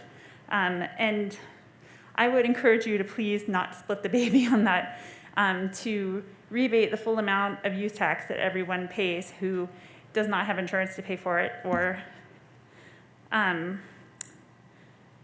want to, about the tax, possibly the grant program, I would encourage you to not make a decision on that tonight and take just a little bit of time. Maybe people can go talk to their builders and come back to you with some feedback about whether the credit would work, whether that's possible, because as it's been mentioned, the taxes, additional taxes, takes away from your build budget and can cause a lot of complications for people. I think that people knowing that you're working on this problem and something that's likely to come is going to be very helpful. And if it takes another couple weeks and it means that you don't have to pay taxes and you can figure out how this would work a little better for people, that would be helpful. I mean, getting money at some point before your project is finished is going to be helpful to people, I think. So I know there's a time pressure for people to know how much money their house is going to cost and what they have in their budget, but I think giving it 2 weeks to think about it a little more is helpful for people, if it means they're not paying taxes. And I also want to point out that fixed price per square foot really disadvantages people in smaller houses, as Maxine pointed out. It costs more to rebuild a small house than a larger house, and that equity is not in favor of that. But I also want to point out that offering up to a cap, some of the people in the larger houses have some problems that are really unique, like they suddenly have to pay a water tap fee that's more than $40,000 that they didn't expect, or they have to replace a retainer wall, and they definitely have problems that are not less than some of the people in 1,500 square foot homes. So thank you so much. Please go for the full rebate, and please, I don't know, I'm going to go talk to my builder as soon as I go home. So thank you so much. Thank you. Next, we have Louis Delaware. All right, I'm Louis Delaware, live on Enclave Circle. My house was destroyed. One of the things in Superior is the majority of the homes that burned down there are in Sagamore, and those are really small homes. So the comparison of us to them isn't necessarily a fair comparison. I would strongly suggest that we reach out to the Home Builders Association to get current build costs, because it is going up by the day. The labor costs aren't changing. Yes, some materials are going down, but there's other materials that are going up. The infrastructure, to me, the whole town could have gone down. Everybody would be sharing in the infrastructure in regards to repairing it. So that's my take, is we need to structure some sort of tax, if you will, that will help it, kind of like you were mentioning earlier, Mayor. Some people are having to do advanced purchases of materials because there are things like appliances that if you go talk to the folks over at Mountain High, they're saying if you place an order today, you may have it next July. Okay, and so we're having to do that ahead of being able to get a permit because we know we want those in place. How do we deal with that from a use tax standpoint? We're just paying a straight sales tax. Okay. Show them your building permit and you won't pay sales tax. I don't have a building permit. I mean, this is the issue, is we're trying to do this preemptively to be able to get the project underway. We're having to do that for cabinets, we're having to do that for appliances and other very long lead items, okay? So how do we deal with that, when we don't have a permit in hand? How do we deal with rebuild as was? Okay, yes, my home, we lived in the enclave. I don't think you want the city to start having lots of people to be building smaller than it was before, because it changes the character of some of these neighborhoods. And I really don't, I think a credit is the better way to go. Councilmember Dickinson, you were saying that you got stung by getting a grant once before.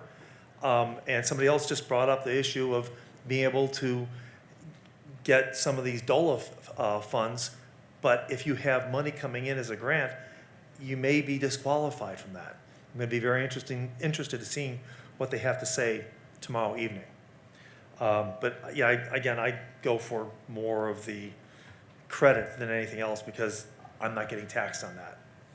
So, did you have a response to me? No, thank you, Mr. Delaware. I really apologize for interrupting. I got excited because there's so much misinformation about the use taxes and how they're paid. So if you do pay sales tax on something that you shouldn't have, you can actually get it rectified where you get the money credited back to you. So I'm happy to take that offline and talk to anybody about that. But I really apologize for interrupting during your public. I just got excited. It's okay. I just wasn't aware of what that process would be and how arduous it may be, because all the other things we're having to contend with is just another distraction. So I'm happy, we can put together an FAQ on if people accidentally pay taxes twice, how to rectify it. That sounds like a really good thing for us to put in our field. And so I apologize, and we'll get back to just public comment, and I'll No, it's okay. refrain from breaking out. Next, we have Frost Chair Nell.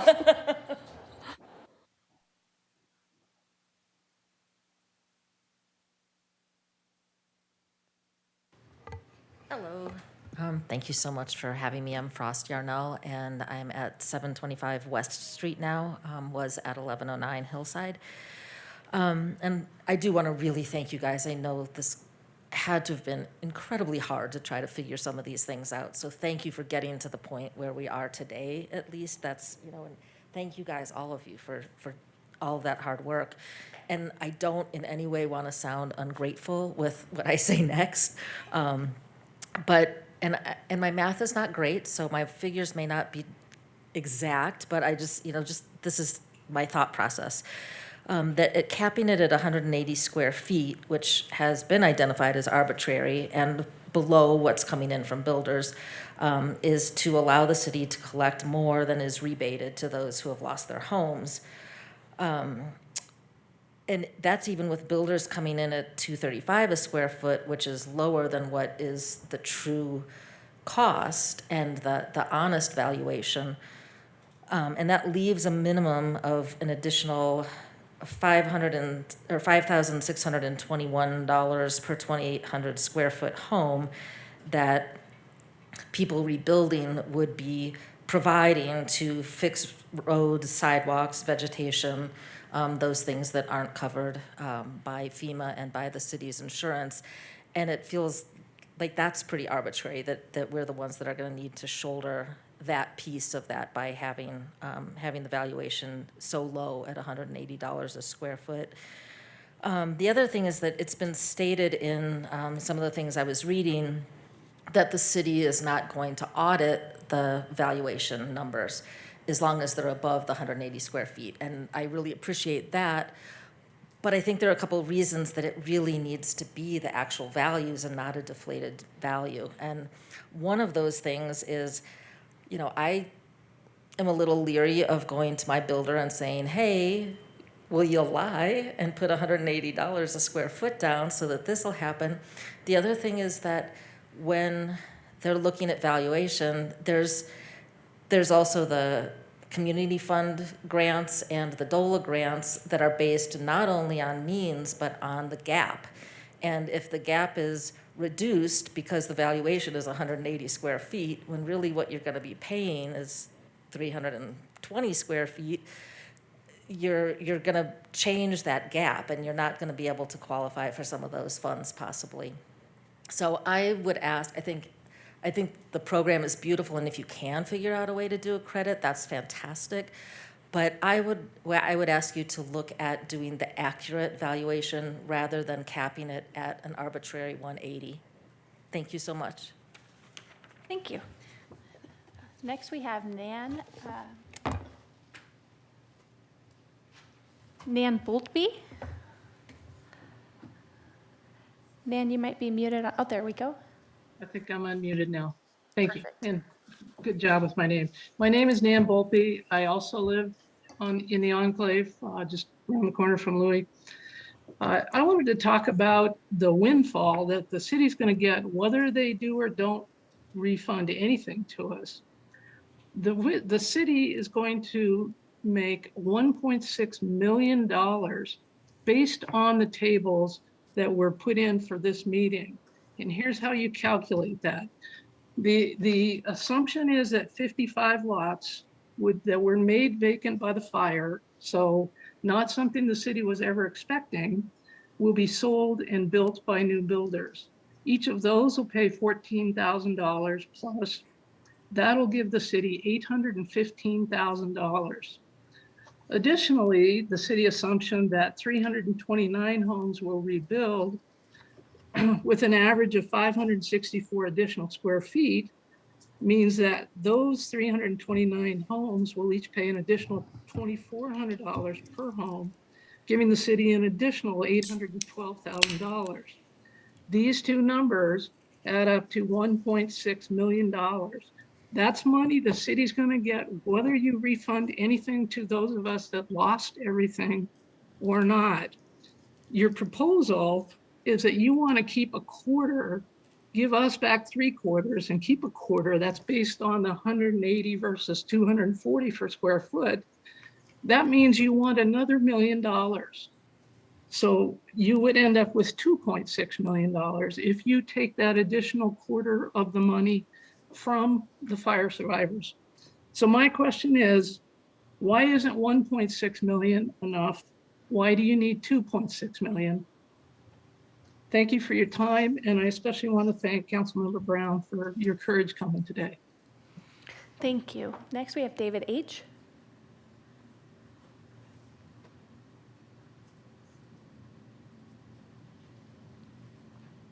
Mute. Okay, can you hear me? Yes, we can. Okay. David House, 949 Larkspur Lane, Cornerstone neighborhood. Neighborhood's gone. So I just wanted to make a quick comment because maybe there's a little confusion on the house size thing. I'm sure some people probably are building bigger house because they have an opportunity now. There are plenty of us who don't have a choice in building a bigger house, and that may seem weird because you're like, what are you talking about? Of course you have a choice. So I'm gonna explain. In order for us to build our old house, right, we would need to get a custom builder. Yes, we'd have to go get plans and architect and all that stuff, but we need a custom builder. And while the actual price per square foot maybe is lower, I have to go on what the builders are telling me, which is our house would cost $900,000 plus to rebuild. We can't afford that. Insurance is paying basically half of that, so totally can't afford that. So we have to go production. Production builders are, in our case, were way cheaper. So we had 4 bedrooms up in our house in the first floor, but I'm just gonna talk about the second floor. In every production builder we talked to, that we had their floor plans, because you can't bring plans to a production builder and say, hey, yeah, we don't like your floor plans, build this one. That's not how they work. You pick what they got. So every single one, in order for us to get our 4 bedrooms back, we have to build a bigger house. We don't have an option. All their floor plans, every single one was like, oh, hey, here's one with 4, but oh, it's bigger than our old house. So we don't have a choice in the matter. We're saving ourselves maybe roughly $200,000, we're hoping, by going with production. Yeah, we get a bigger house out of it, but that's not exactly the floor plan we wanted, but whatever, we have to pick what they have. I would encourage, if the goal is to help people get back to the community and stuff, then I would really encourage you guys figure out a way, regardless of house size, to do 100% rebate. if that's the goal, so that we can all get back into the community. There seems to be more lots going up for sale each day. And I think because this financially is just really hard to figure out how we're going to pay for this and how much debt we really want to take on. So anything you guys can do to help, I don't envy your position. So thank you for discussing it and working on that. But I really would encourage, however you guys get there, 100%. I'm cool. I would also encourage the credit too, if you guys can get that to work. That's it. Thank you. Thank you. Maria McClure?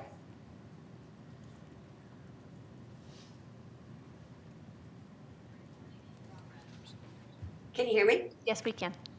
All right. Sorry, I'm quarantined with COVID, so I sound weird. But I was at 105 Cherrywood Lane. I am now at 695 Club Circle.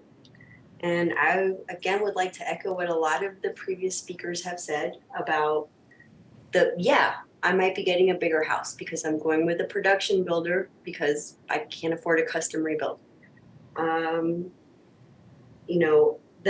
The cost per square foot being below the 200s is so unreasonable. I feel like I'm talking to my SBA loan officer that has disappeared. He's gone again. And that's not reasonable. And I know what I'm talking about. I know what I'm talking about, but I don't know what I'm talking about. My ex used to do real estate development here. And I've been talking with reputable builders, and that is just not accurate or does not represent the reality we are living in.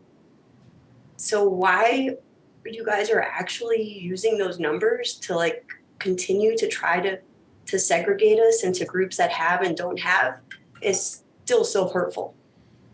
It still is not, it is you not listening to us.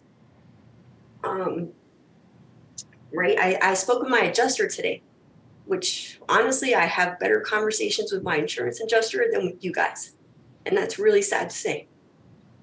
And he told me, and I told him about my estimated permit fees and tax. He said that is the highest fee he has ever heard of. And he is a specialist in big disasters. That's what he does all day long. Katrina, right? Hurricanes, everything. He was shocked by that number. And I am too.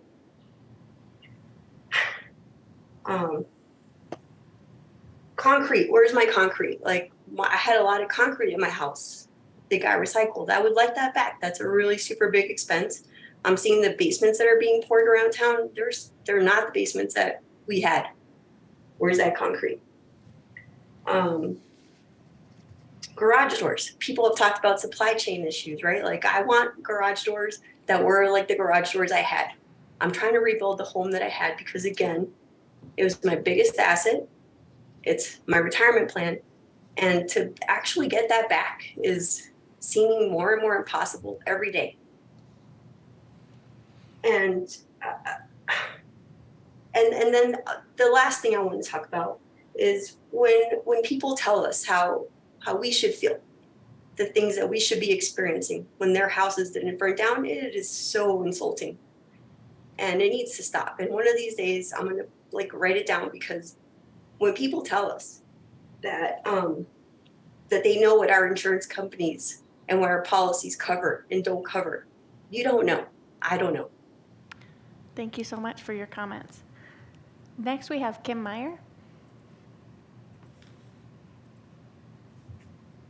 Hello, can you hear me? We can. Yes, we can. Okay, thank you. This is Kim Meyer, and my family lost our home at 835 West Mulberry. We had just moved to the community last September, and we're so excited to join and are very excited to get back. I want to thank you, Mayor, for offering your support of rebating the use tax, and thanks to all the other council members who are in support as well. One of the comments from tonight struck me, and it's the statement that due to the rebate for fire victims, we will need to cut services and programs. This narrative continues to shed negativity on victims and is leading the community to believe that fire victims are getting a handout. While it may be true that due to the way the use tax laws are written, The money has to go into a certain fund. I'd like to offer another perspective that is more positive that could be shared. In the absence of the Marshall Fire, the 300 plus homes being rebuilt would not be built. Therefore, in the absence of the Marshall Fire, the city of Louisville would collect $0 in use tax from these victims. In our reality of having the fire, there are hundreds of homes being built, and even with the rebate, there will be more money coming in through the use tax than in the absence of the fire. Therefore, why not share and talk about where the extra money is going instead of where it's not going? This is a situation of money being distributed differently, meaning cuts to some services and programs, but within that same story, tell us what funds are increasing and let the community know that these increases are generously being funded by the use tax on fire victims.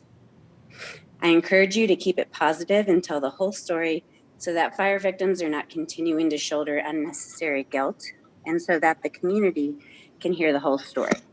Thank you. Thank you. Next, we have Paul and Kendra Stockebrand.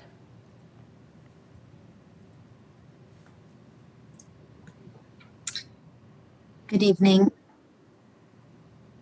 This is Kendra Stockebrand. We lost our home at 824 Trail Ridge Drive.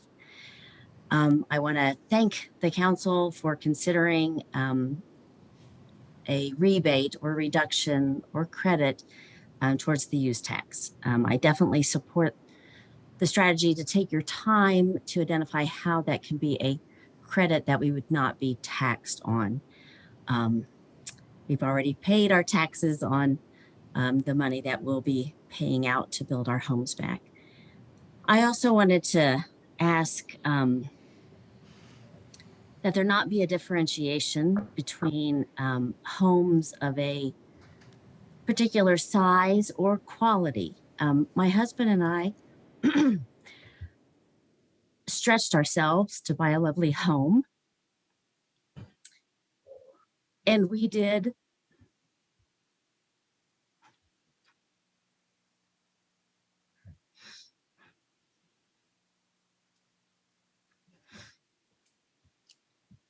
I'm sorry. We refinished our basement. We had just finished remodeling a bathroom. We put our blood, sweat, and tears into make our home a high quality home. We will not be able to rebuild the same quality and complete square footage that we had at the time of the fire. Please do not make a judgment against us because we put our blood, sweat, tears, and money into our home. Thank you. Thank you. Next, we have Sean Howe.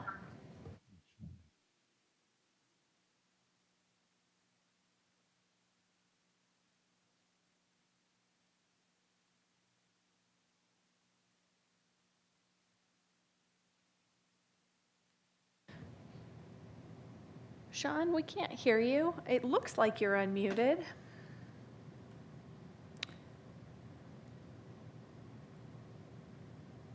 We still cannot hear you. I'm not sure if you have like a special microphone plugged in or ear pods that may be interfering with your microphone on your device.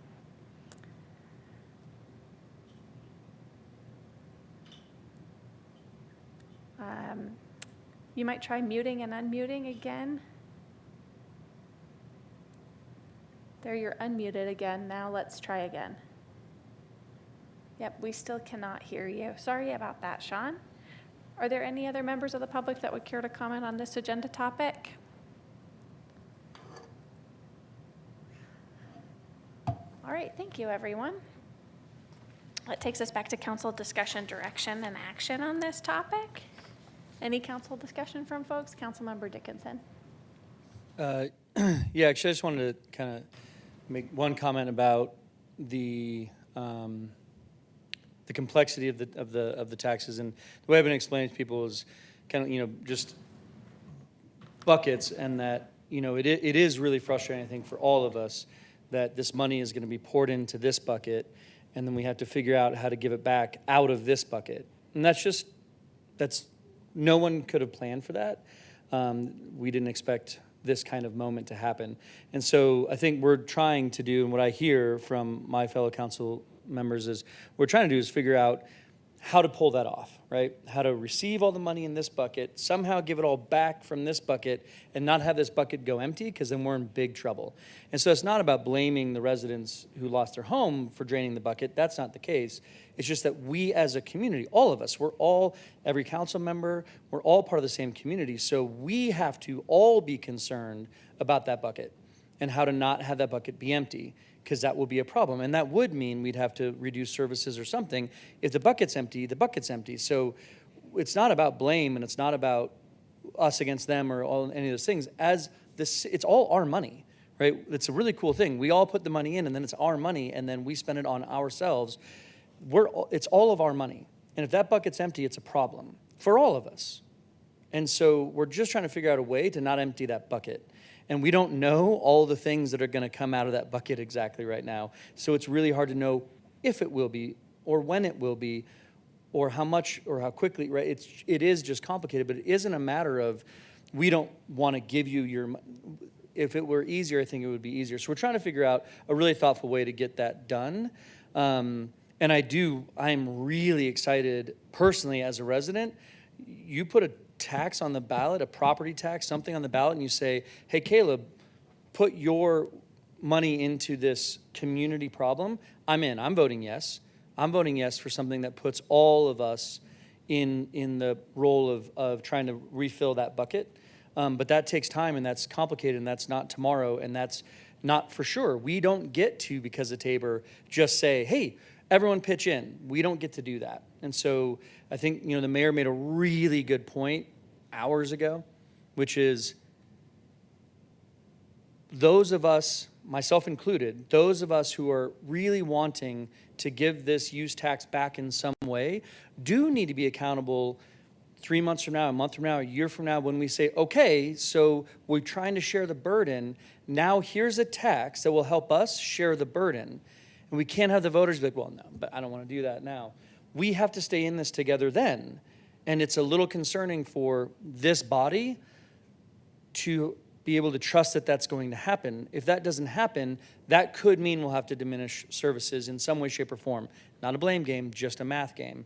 And so I really appreciate you pointing that out, Mayor, and I really hope that that sinks in, that we are trying to be all in this together, but the step-by-step process is a little difficult. And if we knew today that a new tax would be approved tomorrow, then we could make decisions today based on that, but we don't know that. And we have to be stewards of the bucket, and it's complicated.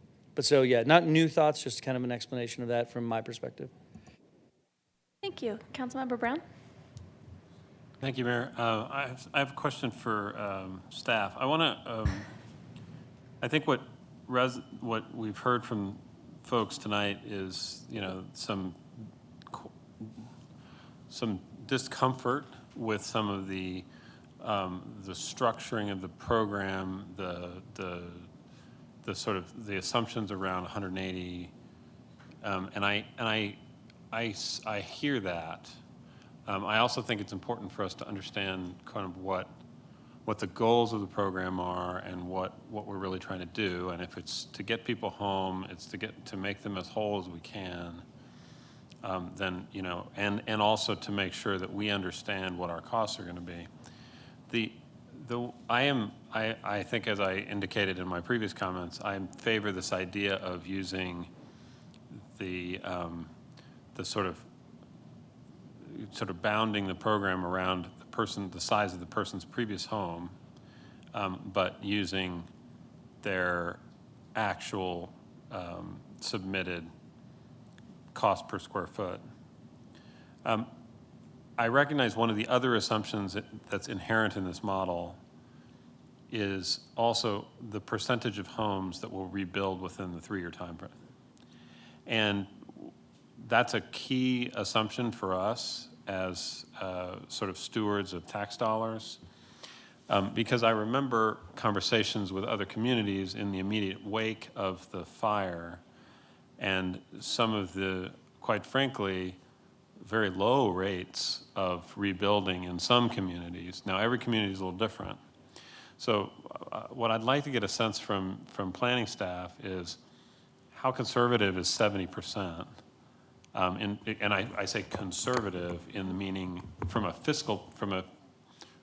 city fiscal perspective, or how optimistic is 70% in terms of the number of people that would like, what is the range? What kind of data do you have around that to put a bound on it? So a couple things. If you do want to see it, I have a spreadsheet of kind of all of the numbers you're talking about, different valuations, and then how that changes if it's 60%, 70%, 80%. So I can show that up on the screen. That might make this whole thing more complicated and confusing, so I'll only do that if you want to. The other thing is really that needle that we have been trying to thread every single day about staffing and permit expectations, as well as budget impacts, as well as what can we do to make sure we get everybody home, to, Councilmember Lay's point. So really the best information we have so far is, in addition to the 23 permits that we've issued, we have another 27, I believe, today under review. So we're, about 9% of folks have submitted a building permit 8 months after the fire, right? Anecdotally, we continue to hear from a good number of people that we ask in all of our conversations, when do you plan on submitting, and if you do, when? And we're hearing this wave that we think is coming in the next couple months because of just the time it takes to develop a permit. So today, I think the 60 to 70% number feels pretty comfortable, but I think that there's still a lot of influences that are going to continue to play out over the next few months as the insurance question continues to get answered.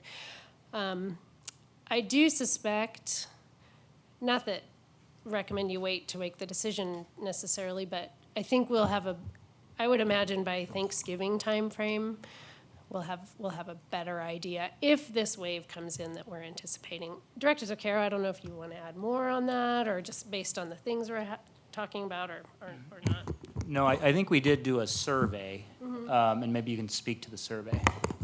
Yeah, we shared that last time. So we did do a survey of the roughly 200 respondents. 80% of those 200 respondents indicated they intend to submit either in the next 0 to 3 or 3 to 6 months. So kind of anecdotally, surveys of about half the community, but this is really just the best guess we have. So that's very good. That's very cool. So staff feels comfortable with that 60 to 70% number in the next 3 years, and that's based on not just. So the data that I would have looked at is what is the rate of rebuild after 3 years in other communities. What you're saying is you're basing that decision on data that you have from citizen surveys within our own community, and that's probably a better indicator in many ways. I think we're taking it on a lot of different factors. Okay. The other question that I have for you is the numbers in the sort of financial modeling that you're all doing are based on these initial permits that have been submitted. Yes. Do we have any indication or any reason to believe that the permits submitted to date are representative or not representative of the permits that we will see coming in overall? That's another really good crystal ball question. My hunch is that permit size of home, the square footage of sizes coming in is going to continue to get smaller. This is just a hunch based on the folks that have been able to advance a permit so far. Maybe or maybe not, might be in a position to take more of a risk to build a larger home, or they're comfortable taking that risk to build a larger home, or they had a larger home. Again, 2,800 square feet was the average, but that certainly isn't, indicative of, there were, larger homes. So that, I think to, on a trend line, right, like the larger home, the smaller valuation per square foot. There are going to be larger homes with higher finishes that are going to have a larger valuation, but I think generally that's probably that's a fair statement, that as the homes get smaller, that valuation per square foot will likely increase. Yeah, and I think in some ways what's more important from us, depending on how the program is structured, but from a structural perspective, it's as much about the valuation of the project as it is about the square foot, the price per square foot. The price per square foot isn't actually how the valuations come in, right? The Right. valuation is $1. We are extracting out a price per square foot on an average just for the purposes of doing these estimating, but they don't actually come in that way. Yeah, so I think, so thank you very much, Yeah. planner, director, whatever your title is these days. Richie, sorry. Planning overlord, whatever you are, I don't know. I feel the same, I get it. Sorry, Lisa. And so I really appreciate that.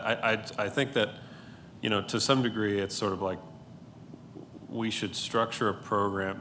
I think there's been some promising ideas from Councilmember Dickinson and from Councilmember Most about some sort of a cap on the size, so that we have a sense, that it would be proportional up to a point, and then we wouldn't go any further than that based on sort of average size. I still want to go back to that. How do you get people back to as close to you can to what they had? And I think that the way to do that is to base it on the previous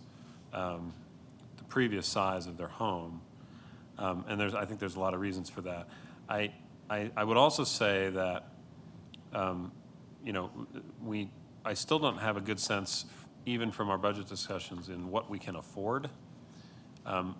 And to some degree, that is a decision that we have to make. I think there's some modeling in that as well from you all as to, like, when are we going to pay out these rebates, grants, right? So is it all going to come in the first year? Is it going to be evenly spread across 3 years? Is it, that, and from a budgeting perspective, I think that's really important. And then I think the final thing that I would just add is we need to kind of, I understand absolutely the need and the desire to do this on the front end, to prevent people from having to put out money and then get it back.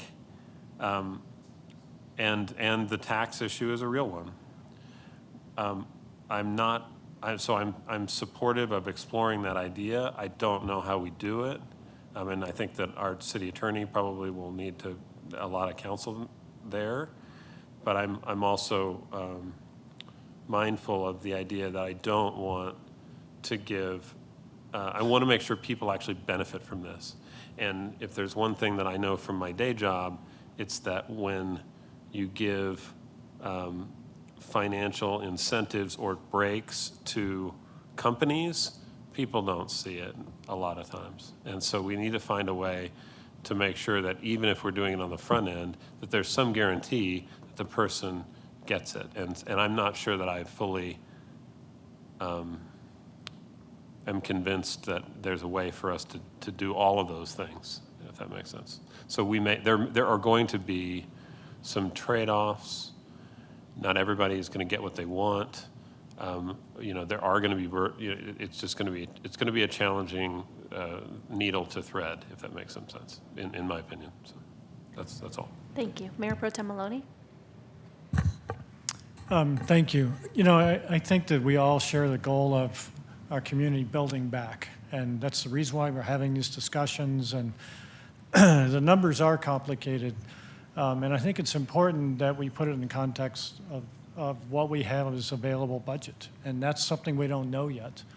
With the first budget cycle we went through, we had a growing deficit over the next 6 years as projected, and that was without any rebates or credits or anything else. So we have to understand what we can do.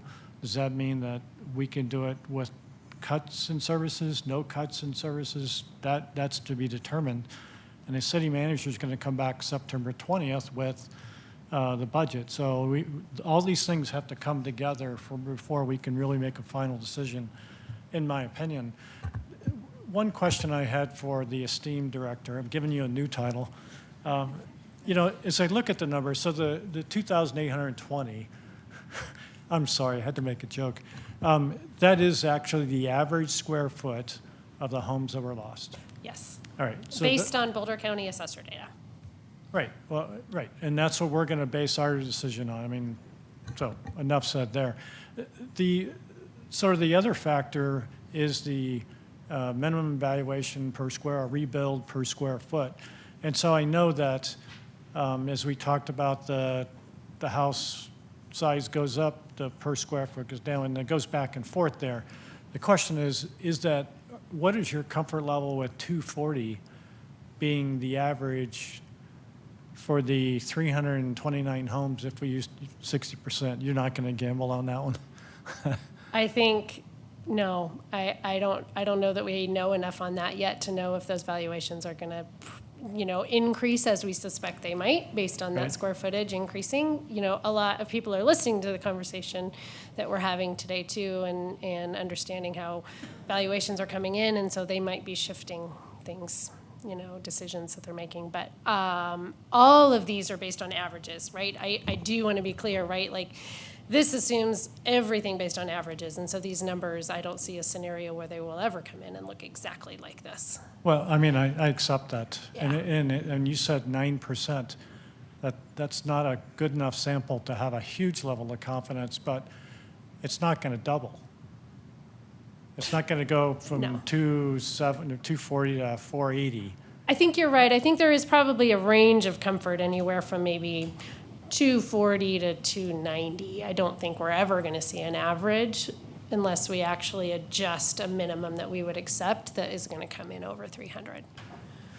Right, and if we assume that 60% of the homes are rebuilt during this 3-year period, that's about a difference of about $1 million in use tax. So that's just something to keep in mind. But, I threw an idea out that's an idea. The idea of a credit. And I am totally with my colleagues.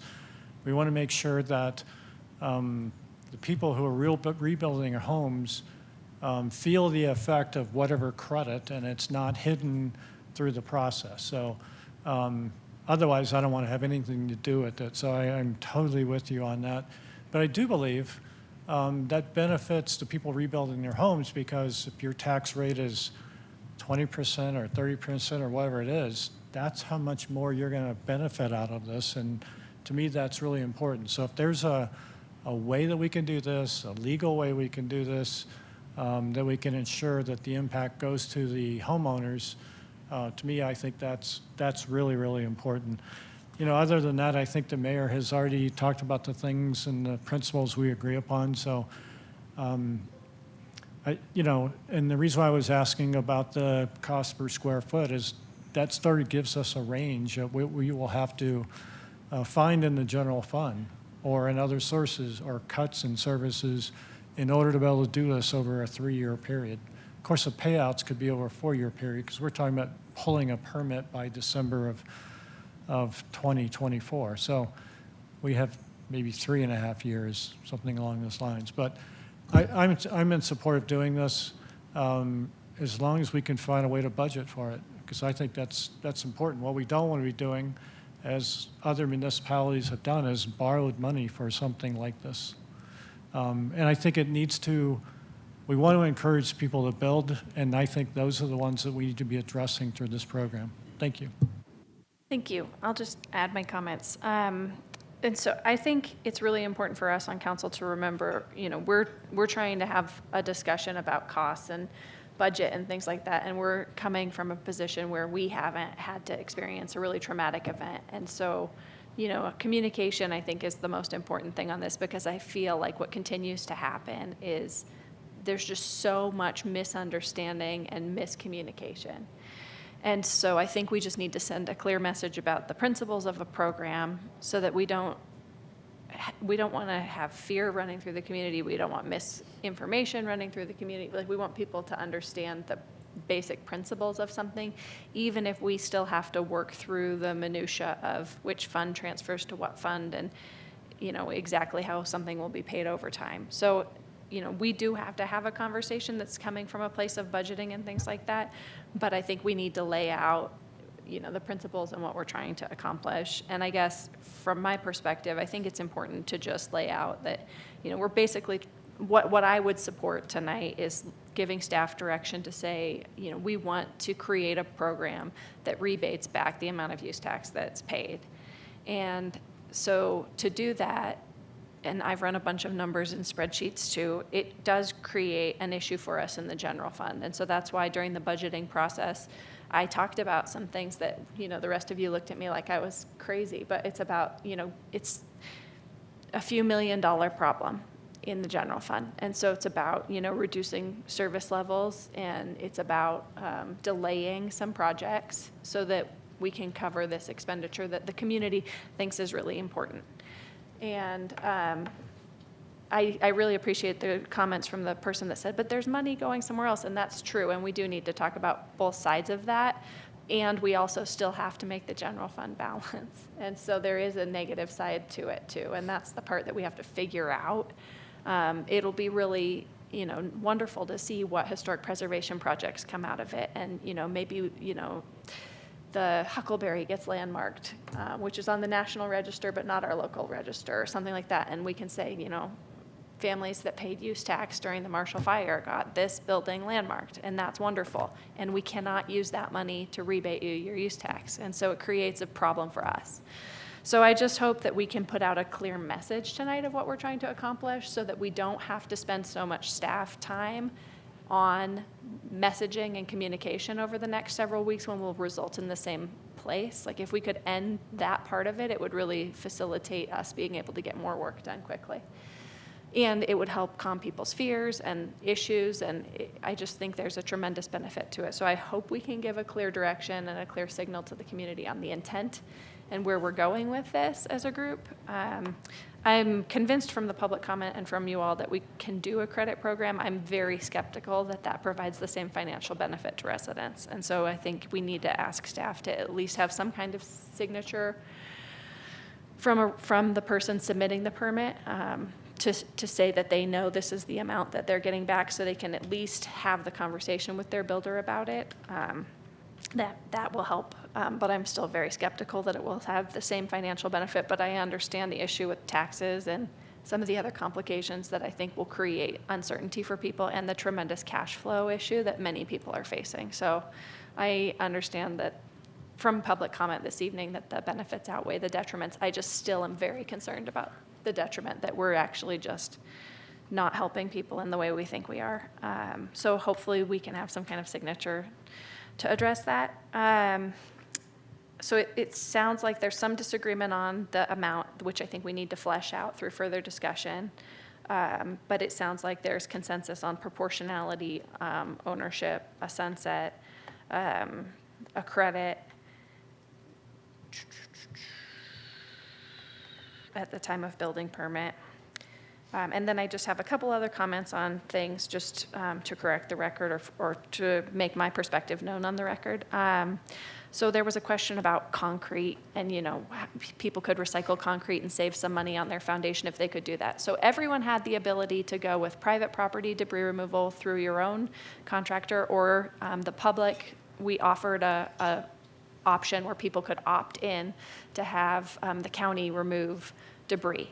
And there were a lot of factors in all of that for everyone. And everybody had to make their own individual choices. And in the county bid process, they allowed for people who bid on the project to reduce their fee per lot by salvaging some of the value from some of the materials. So like if there were steel beams, they were recycled. And the salvage value of that offset the cost of the contract. And so that was all scheduled out through the county. And they managed the costs of all of those different loads and how the credits were applied and things like that. And it was all overseen by the county. So if you have substantial questions around that, I would reach out to the county staff to see some of the contract agreements around that and how the bid was handled. But those savings were passed on to everyone in the community by reducing our overall cost. Because, while there were still very many people that didn't feel like it was a good value and they could get a better value in another way, there was a substantial amount of public funding that went into covering those costs. So that is where the concrete went, and it did help us as a community to remove the hazardous debris. There were several comments and continue to be lots of comments around water tap fees. So I'll just reiterate water tap fees from my perspective. So before I was on city council, I was on a utility rate task force. And it was really wonderful, and we had a lot of residents that we all got together, and we looked at all the data on the actual costs of providing water to everyone in town. And builders will always say that tap fees are too high, and people building a new house will always say tap fees are too high. But at the same time, we have to be able to provide water when you turn the tap on. So we have to have enough water rights, which are more and more expensive every day. And we have to have water infrastructure so that if you turn on all your faucets at once, that we can provide water pressure to all the houses in town. And people will email and call and they'll say, I'll never use all of my faucets at once, and then you don't need all of those faucets. So if you turn on your faucets, we have to be able to provide you water. So the day of the year we're planning for is July 12th. If we could all stop using water on July 12th so much, we wouldn't have to build as big a system, and we could all save money. But on July 12th, everybody fills up their little pool in the backyard and uses the bathroom and takes a shower and whatever. All the things happen on July 12th. Your plants look terrible and dry. Everyone waters.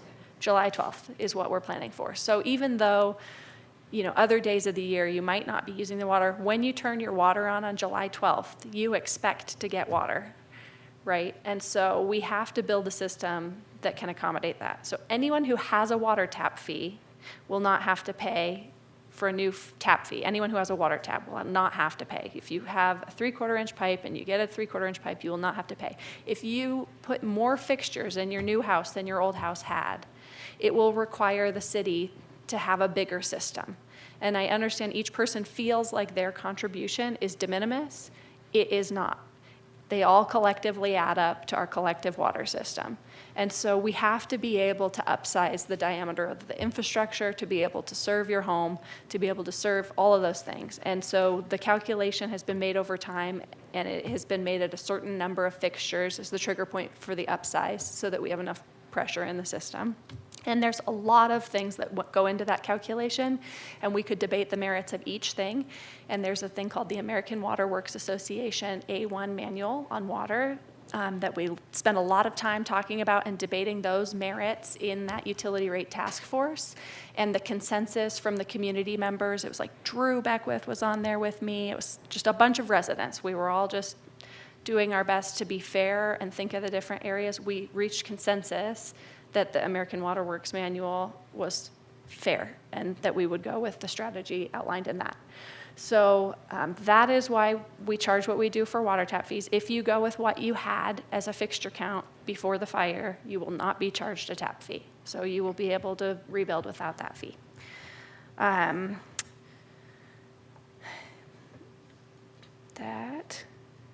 And I just want to reiterate a point I made earlier. If you come across things, so this Xcel Energy thing just keeps coming up through calls and phones and emails, and I just at the current moment have no information to believe Xcel Energy is delayed or not on a time schedule to provide people energy when they are ready to move back home.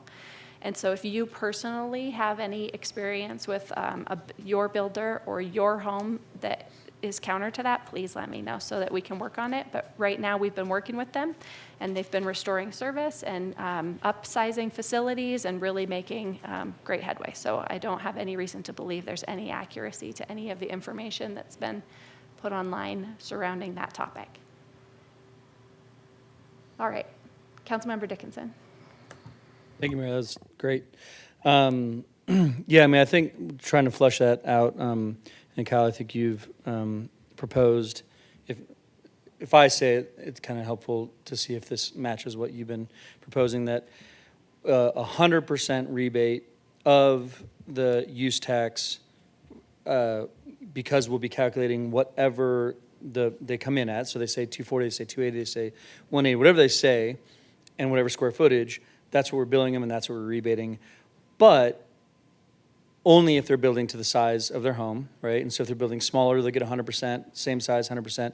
But as soon as they go up a square foot, the rebate ends there. And so any additional square footage will not be rebated a penny. But obviously, it's 100%, then it's 98, 95, 90, so pretty substantial. And so what we would see there is someone is going to have to is not going to get a very high rebate if they double the size of their house, right? Obviously, they'd only get a 50% rebate. So I could support that. The one that I would compare it to is, say, you know, a $15,000, up to $15,000 rebate, where that would cover, the majority of houses would have 100% coverage, no matter if they increased or didn't increase. So it would cover a lot of people. And then, of course, in that version, it, if you will, does not benefit people who had a 4,500 square foot home and rebuild a 4,500 square foot home, because that use tax will be way above the 15, right? So for instance, if they build a $300 per square foot house at 4,500 square feet, that'd be a $25,000, at rounding, $25,000 permit, or sorry, use tax. And if we rebated 15K, they'd still be paying 10. Where in your version, we'd rebate the entire 24 if they already had a 4,500 square foot home. So I know it's numbers and nitty gritty. I could support either, Kyle and everyone else. Like, I think I'm okay with your version. My version, I think, does probably rebate less money overall, and the people who aren't getting that rebate are the ones that are rebuilding big homes, or same as you, like if they double the size of their home, they again wouldn't get the rebate necessarily if we had a flat 15,000. My thought being that a flat number does the intention, my intention with the 15,000 is, again, it's 100% coverage for all the small houses, medium houses, and then it starts to be less of a coverage the bigger the house, and that to me feels equitable on a ability to pay. Right, and so, but maybe it's not in what other people brought up, that, well, that's, my house was 4,000, I rebuilt it at 4,000, why do I get the same rebate? And again, I would say, you do get the same rebate, you get 15,000. Everybody gets 15,000, it's fair, or up to 15,000, it's fair. So I'd love to hear other people's thought on those two. Again, I can support either one, I'm not pushing hard, I certainly wouldn't vote against yours, Kyle, but just if you want to, maybe you can go first in thinking how you feel about the alternatives. And of course, not the only two alternatives. I'm just not going back to you quite yet till everybody's had one chance. This is the long pause to make sure everybody doesn't want to talk, and then I'll circle back. Councilmember Brown. Thank you, Mayor, and thank you, Councilmember Dickerson. I think you're characterizing what I was saying well. I think where I'm coming from is a point of, you know, what is the goal of the program, which is, you know, to try to make people whole. So am I mischaracterizing your proposal in saying that you would just give everybody $15,000, or is it an up to $15,000? Up to, okay, up to. So I guess maybe I don't understand the difference then between what you're saying, and it could just be the fog that I'm in. Yeah, that's okay. So yeah, so small houses, the up to the 15 is definitely going to cover it. So it's 100% rebate. And again, the click for you is when they build something bigger than they had. The click for me is when they just build something big at all, right? When it's just a bigger building, it will get above the 15. And so I might like yours better because of the way you're phrasing, making people whole. So whatever you had, you get again, without having to pay a new use tax. Maybe the thing I'm trying to split is this a way to not drain that bucket so much? And also, you know, again, if we think about the bucket analogy again, the more the use taxes go up, the bigger this bucket gets filled, and the worse this bucket is off, right? So these $45,000 use tax rebates are a bigger and bigger deal. And so can we maybe hold the bottom of that bucket by not rebating the full 45,000 when that's what they had before, and they're doing what's fair is trying to rebuild, but like, is that going to hurt us too much? And so by capping it at 15, we'll never pay someone back more than they paid us. So we'll never give back more than we collected. That's not a thing. But again, the more they pay in to one bucket, the more we pay out from the other bucket in your version. And for me, it stays the same. It's never going to be more than 15. So I think it just kind of protects our bottom line more. But I think yours is actually more generous, and I like generous. I'm struggling, so. Yeah. Councilmember Most. So I really appreciate the comments and the conversation. And this is a thing that really I keep coming back to in a lot of ways, which is equity in general, because equity for me means we have these buckets of money, and how are we spending those buckets of money, and what can we afford? And I think this goes back to something Councilmember Brown said earlier. I mean, I think we don't have unlimited resources. We just simply can't give away as much money as everybody maybe would like.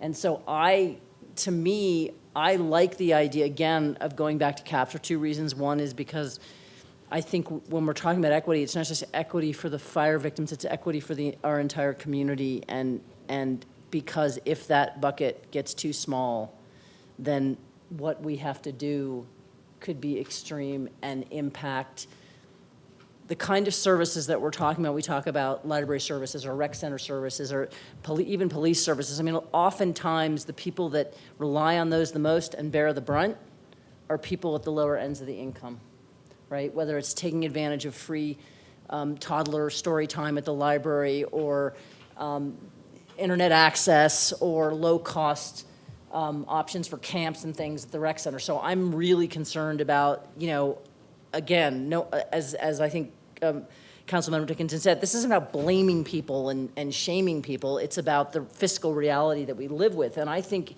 it would be dangerous for us to have a program with no cap on it, with no limit on it. I think if we can understand the scope of the investment we're talking about making in the, to help and support the fire victims, then we can figure out a way to budget for that. And I think Mayor Solzman also talked about this. So I feel like, I feel like it's important for us that this is not some unknown number that we don't know the kind of impact it's going to have. Because we could either cut too much, which would be bad if we're doing that to things that are really important to our community, or if we don't and then we end up in trouble. And I think Mayor Solzman also mentioned this. We've had a lot of requests for a lot of services related to cleanup and maintenance for fire, for fire impacts across the fire impacted areas, right? Those are additional expenses. And, we have a lot to balance. And so I think there's a certain amount of fiscal responsibility that we have to exert in saying, how do we do this in a way that is not going to end up, I love your bucket, it's a great metaphor, like essentially crippling us in a way, right? And maybe, I talked about this, I've mentioned this earlier when we talked about permitting fees, like, we feel like we really have permitting fees squared away, but I think there's a general consensus that if we find out that we get way more in permitting fees than we expected, I think there's consensus among the council that we're happy to give that money back, right?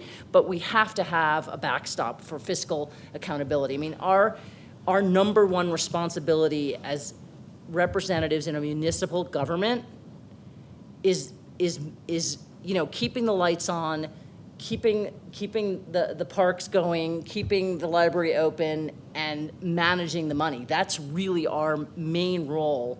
And what we're talking about here, to me, in a lot of ways, which is why I've been very hesitant to support this, is beyond the scope of what I think municipal government does normally. And I think there's some real challenges there, and I think there's some real policy considerations there. And so I think if we're going to go down this road, then we have a tremendous responsibility to make sure that we are not just, I think Councilmember Lay mentioned this earlier, we're just giving away, free money unending, because we're not in a position to do that. So I think there's this balance of how do we serve our community overall, how do we serve these people who have been impacted by the fire, and how do we maintain our obligation as elected officials to really manage the budget in a responsible way.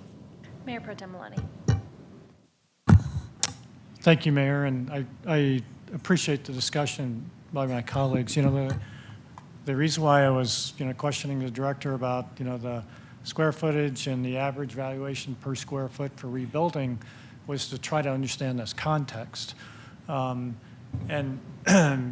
you know, I would just guess, Councilor Dickinson, if you go with 15,000, you know, that may be a 20% reduction in the amount that we would end up, I want to keep saying crediting. So, I mean, but it does have help all those people who have a house smaller than 28,000 or, you know, 2,820. And the numbers I've been using is somewhere between 240 and 300 a square foot.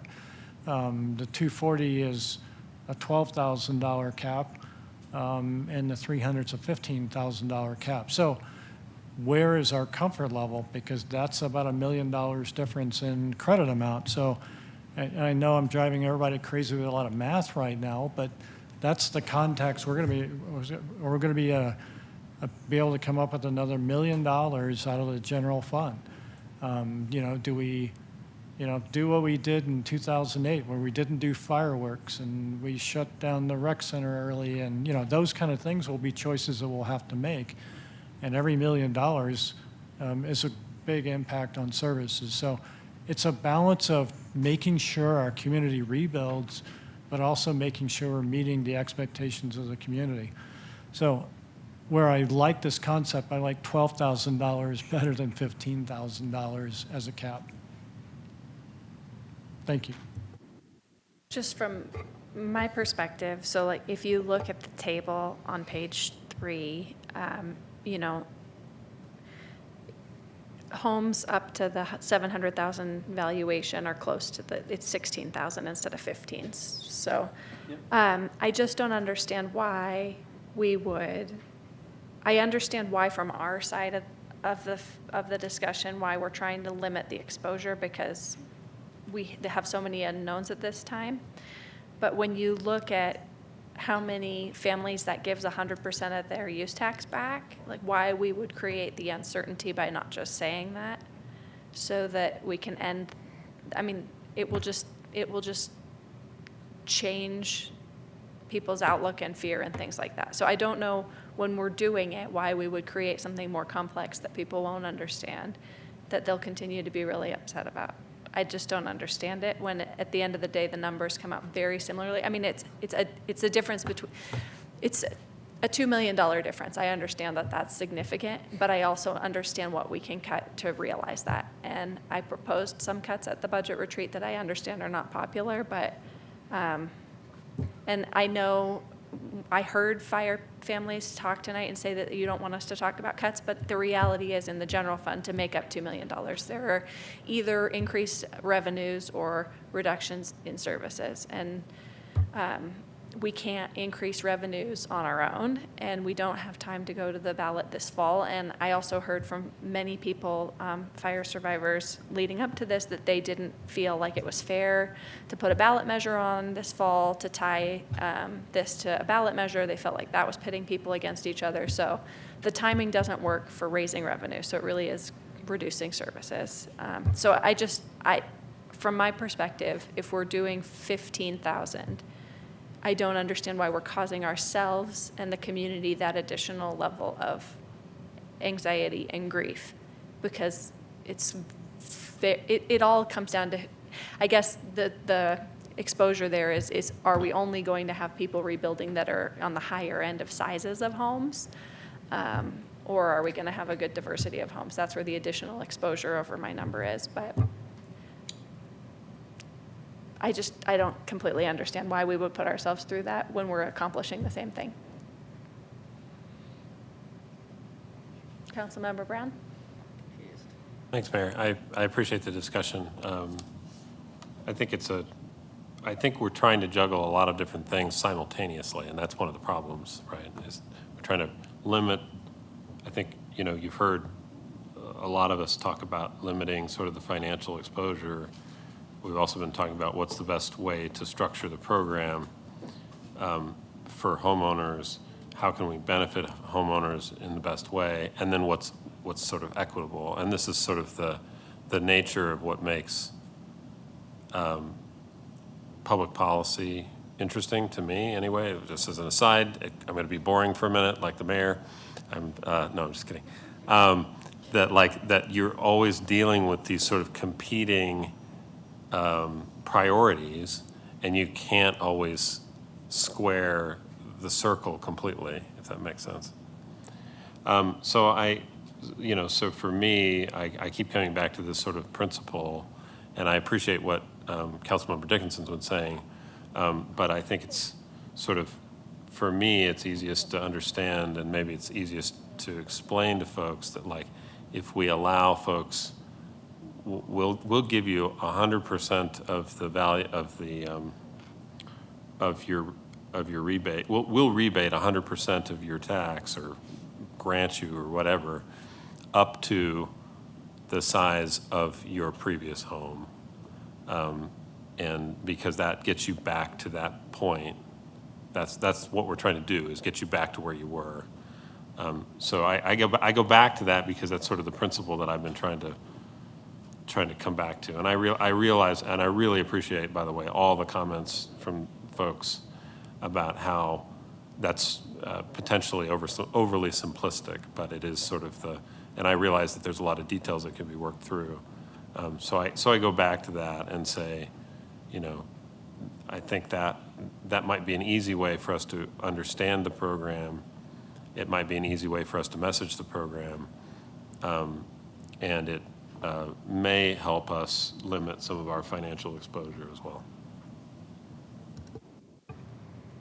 Mayor Pro Tem Maloney.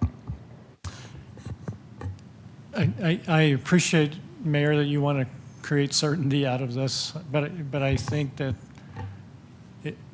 I'm not prepared to create certainty yet because we are not far enough through the budget process.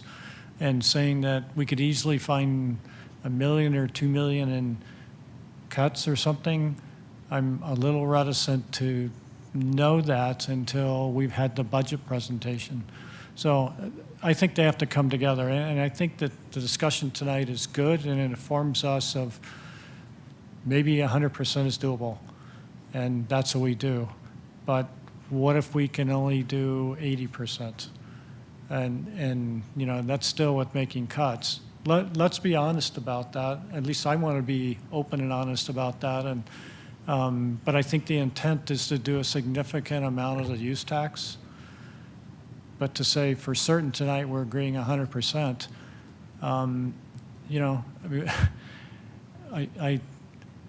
I don't want to talk about other municipalities, but making financial decisions without financial information is not something I can support. Thank you. Thank you. Other folks? Councilmember Lai. Yeah, I think this has been a very interesting discussion. At least from my perspective, and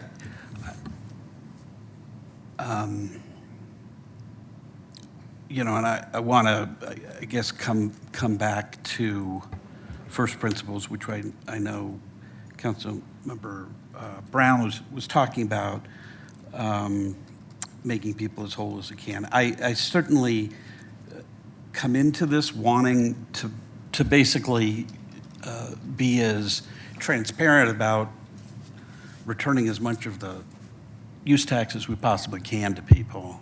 I think we're all sort of trying to find different ways of doing that, and there's I recognize that the more, the closer we get to 100% for everybody, the more expensive that is on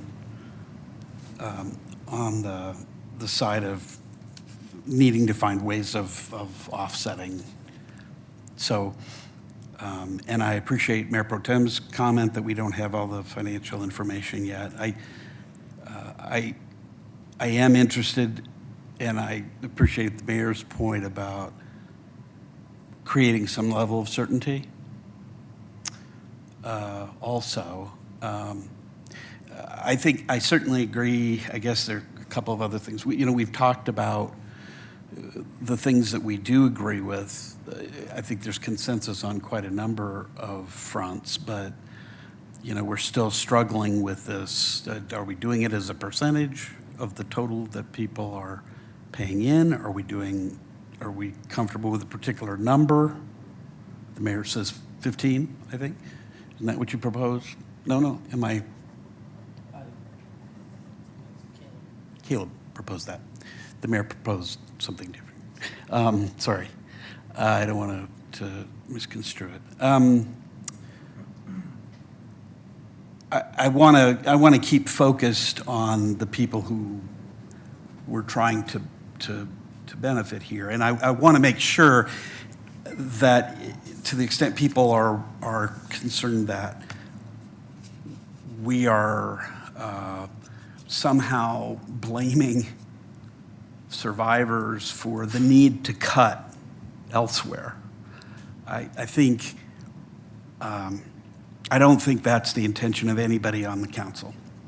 I don't think the point is not to say, gee, you're making us do this. That's not the issue. The issue is we had a horrible event. It wasn't anybody's fault. We need to try to get people back. We need to try to give them a relief. And so, anyway, I think I would really like to get as close to 100% as we can. I think, Mayor Pro Tem, we need to ask staff to get whatever information we need in order to be able to make the decision that we have to. So I think I'll try to summarize what I think the consensus is at this point on how we can move forward from here. So it sounds like sunsetting on December 31st, ownership, 2024, ownership on December 31st, 2021, proportional to the size previously, that it would be a credit, and that the goal is to try to maximize the amount to as close to 100% as we can, but we need understanding that we need to understand the context within the budget process and what we can actually do out of the general fund. And so we need to have more conversations throughout the budget process to understand what that will be.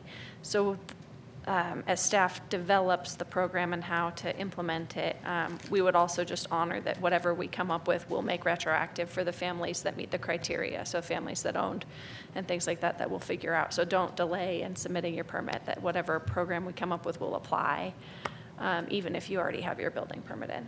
Does that sound like what folks were hearing one another say, generally speaking?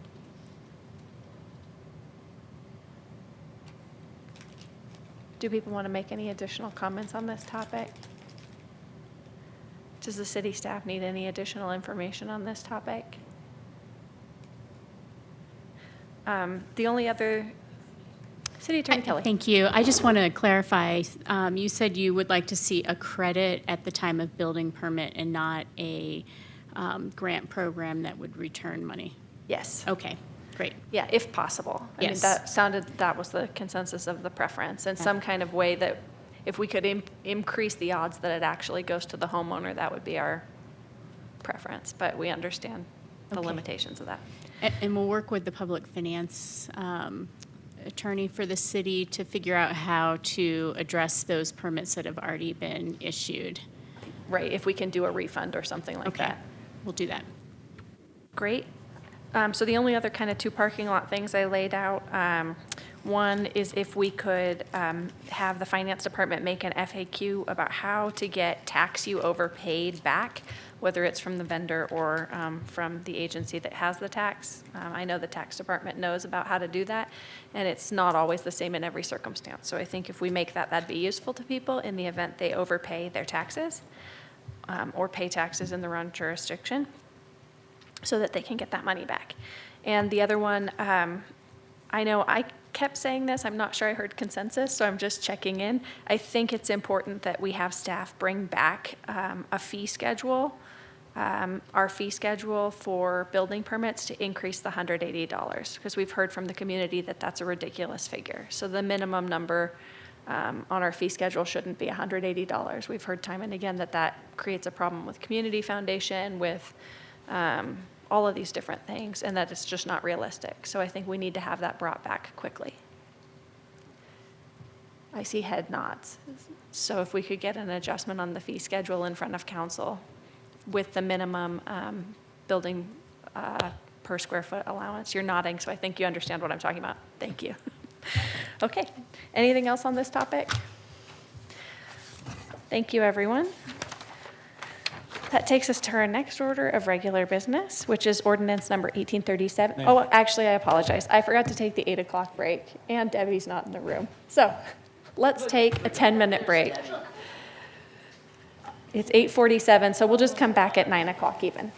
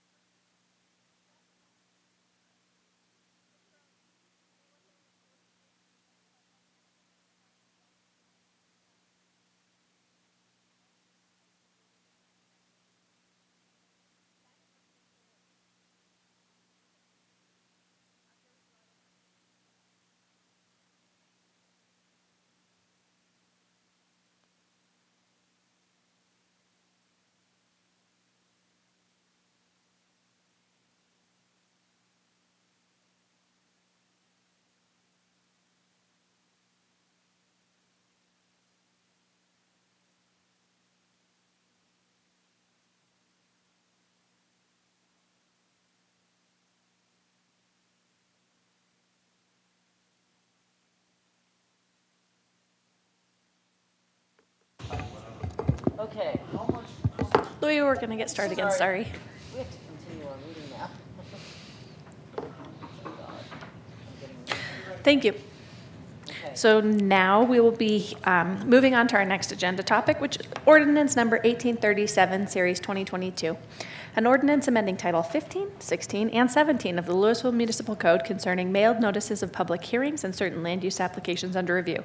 This is our second reading, and public hearing is advertised in the Daily Camera on 5/22/22 and continued from 6/21/22 and 7/19/2022. I'll open the public hearing and ask if there are any disclosures from any council members or recusals.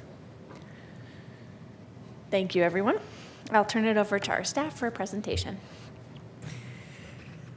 Good evening, councilors. I'm Elizabeth K. Marchetti, Senior Planner on behalf of planning staff. Thank you again for the opportunity to present to you on this subject this evening. So the item before you tonight is ordinance number 1837, series 2022, which amends titles 15, 16, and 17 of the Louisville Municipal Code. The proposed amendments have been revised based on direction given to staff by City Council during the June 21, 2022 public hearing. The revised version of the ordinance grants flexibility to staff in accomplishing mailed notice of public hearings and of certain land use applications under review. It also increases the mailed notice radius from 500 feet to 750 feet. Again, that's from 500 feet to 750 feet for all case types except for historic preservation applications, variances, and floodplain development permits. I will summarize those amendments and offer a recommendation. During the June 21, 2022 City Council discussion on the second reading of the proposed ordinance, Council expressed a clear desire for city staff to retain full responsibility for accomplishing the mailed notice.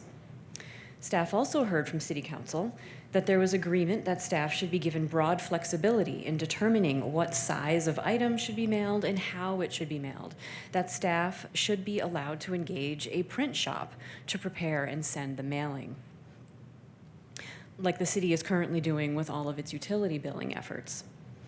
In response to this direction, the ordinance has been revised to remove any language requiring land use applicants to accomplish the mailing or that dictates how a mailing is to be accomplished by staff.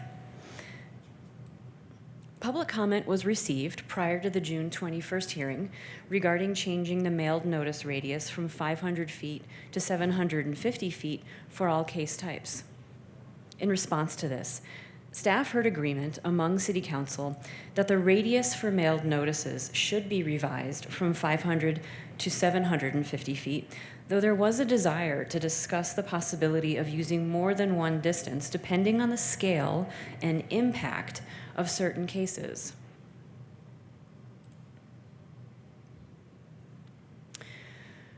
There are two case types, as listed on the slide, that require mailed notice to surrounding neighbors when an application has been submitted and reviewed by staff.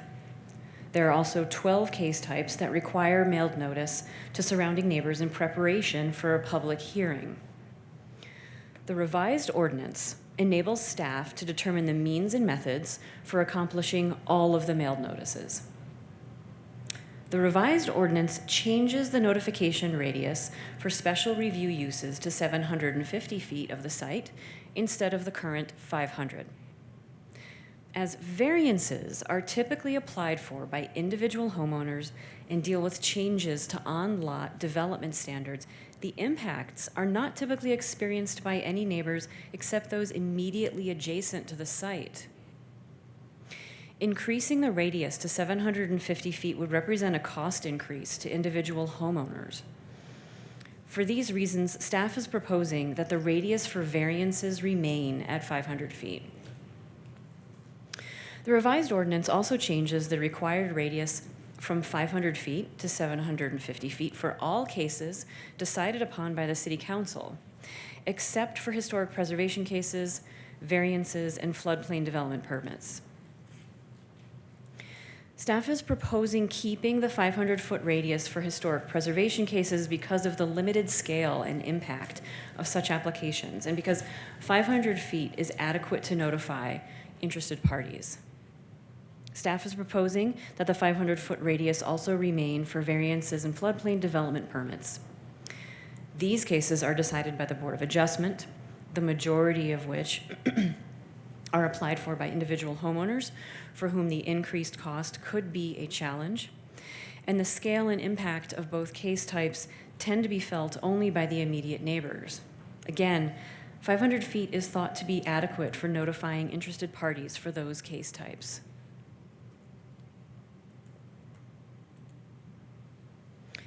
Should the proposed amendments occur, staff resources and energy will be freed up to allow high-quality customer service and other core work efforts to take precedent.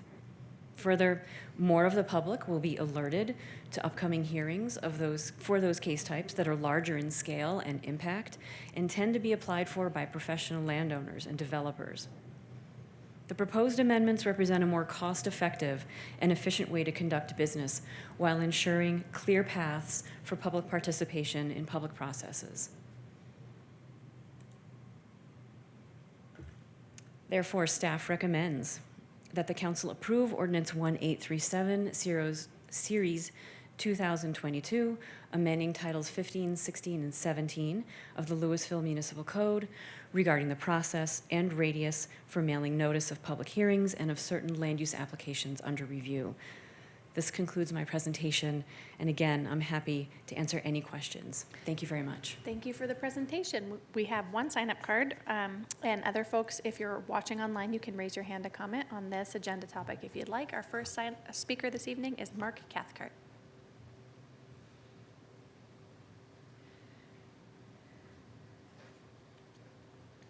Thank you, Mayor, City Council, staff, City Manager. I'll try to be fairly concise tonight. I know you've had a difficult meeting, and this seems to be a fairly settled deal. I'd like to thank you for considering the change, at least to the distance, and urge you to approve tonight. I do want to just remind you how this came about. It's not a pet hobby horse of mine. When I was the president of the North End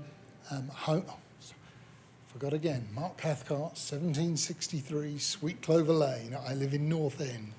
As the president of the North End Homeowners Association 3 or 4 years ago, we actually had a number of questions from residents who were getting notifications from the city of Lafayette when for a development in our neighborhood, they weren't getting notifications from the city of Louisville. And it's very simply because the city of Lafayette adopted, I think almost 10 years ago now, 750 feet. I know we're a kind of extreme, stuck out there on the northeast corner, but I think it was worth changing, so please support tonight.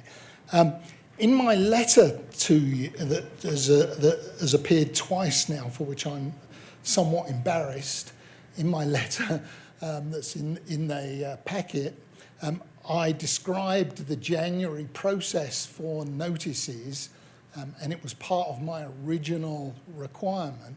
I described it in the letter as performative and procedural. Just so we're clear, I assume that we're not legally required to post the notices. The rec centre's closed this week. The library notices have looked like this for at least 2 weeks. I've been back at least every other day. I took this picture at 4 p.m. this afternoon. No notices for any city meetings. So I assume it's not a legal requirement, it's just a courtesy. Given that it's a courtesy, I would encourage you to just drop the whole process. Put a board outside City Hall on the green space with official City of Louisville notices. If you want to make it a fancy screen, by all means do, and do them digitally. Otherwise, just have someone post the notices out there. Putting them at the rec centre improved, putting them at the library didn't improve. I don't know whether anyone reads them. But one way or the other, we need to do something about it. Thank you for your time. Please adopt the motion as proposed by staff today. Thank you. Next, we have Maria McClure. Hi, thank you again. You can hear me? Yes, we can. All right, thank you again for your time. I missed the beginning part of this, but but I know that some of my neighbors are requesting variances, and that a lot of my fire survivor neighbors are totally on board with them, and I don't know how this applies to them. But yeah, we support our neighbors rebuilding, and 500 feet, 750 feet, I feel like I'm probably 500 feet away from them, and most of my fire survivor neighbors are 750 feet away from them. And that's all I have. Thank you very much. All right, seeing no other public comment, I'll just make some comments as the presiding officer of the meeting. So I think reasonable evidence has been brought to our attention that we didn't have posting at all of our locations, and so it's possible that members of the public that would have wanted to provide comment on the ordinances this evening wouldn't have had access to know we had a meeting. So I would ask council to entertain a motion to continue this topic so we can repost it and ensure that it's posted correctly at all of our facilities and in the paper. Planning Director Sakura. So I think this was previously posted and then continued, so there was no need to repost per our legal requirements because of that previous notice. Turn to City Attorney Kelly and make sure that that's correct. Director Zuccaro is correct. The continuance of the second reading hearing preserved the public notice that was provided. Excellent. And so because that was posted at a previous date in the buildings, that's why there was nothing posted, is that there's no new ordinances pending. That's right. Thank you very much. I withdraw my request. Any council discussion on the topic? Councilmember Fahey. Thank you. I want to thank staff also for the presentation. I agree with the whole concept of increasing the distance for notifications. I have a question on why the historic preservation permits and the flooding issues were kept at 500 feet rather than extended to 750. It's a pretty common that for historic preservation, it's similar to variances. You're talking about typically a structure. And the impacts of an existing structure in a city like Louisville, they tend to be on the smaller side, older, smaller buildings. The impact, the potential impact tends to be smaller. If there are any impacts, they tend to be felt by literally the immediate neighbors. And so when you're thinking about the radius of concerned, potentially directly impacted entities or parties, we still have 500 feet on the books.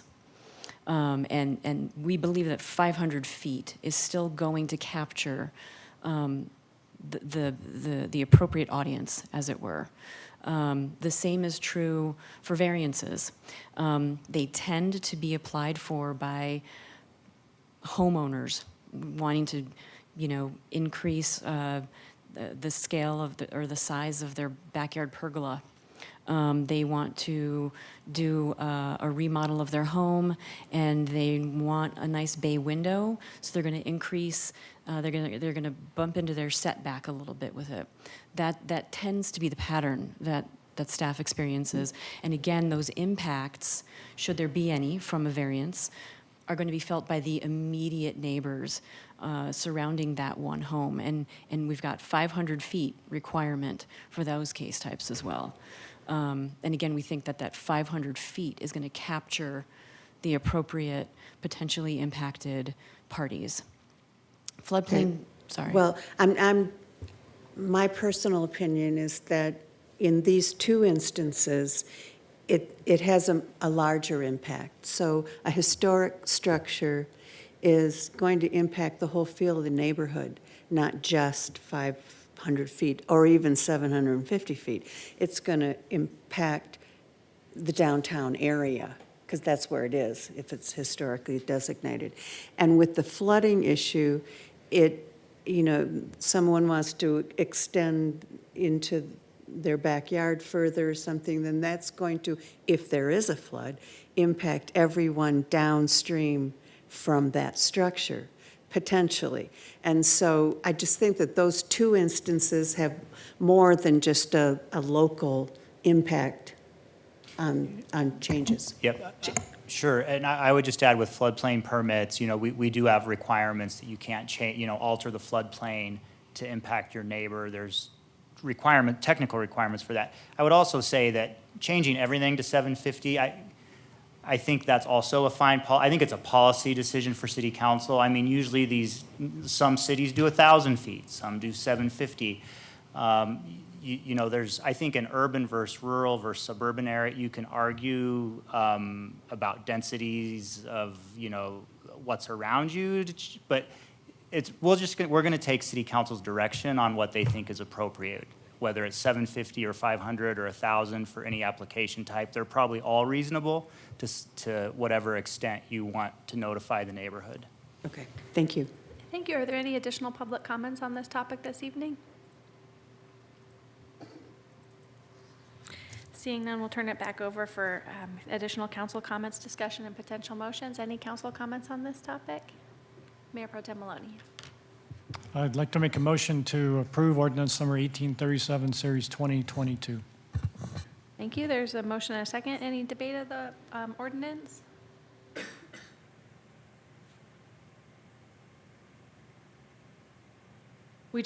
So putting an ordinance out there helps us all frame what we're discussing. It's not meant to limit debate. So if there are topics or friendly amendments, that's fine. And if there are not, no one needs to feel the need to speak. I just want to make sure people didn't feel shut down. Councilmember Dickinson. I think it's a great compromise. I appreciate what you guys brought back. I hear what you're saying, Deb, and I think it's one of those kind of things like you might want the whole city to know about a particular building, but I think from a policy perspective, I think this is reasonable, and I can approve what has been brought forward. And Councilmember Brown. Thanks, Mayor. Can I ask one technical question, which is my recollection of the last conversation, we had a long conversation about the mailing and who was doing the mailing and the burden that it put on staff, and I'm very appreciative of that. This allows for us to hire contractors, which I appreciate. Is the applicant still on the hook for the cost of that, or are we paying for that? Yeah, I think what we suggest in the staff report, we update our fees every year, is we would update the fee schedule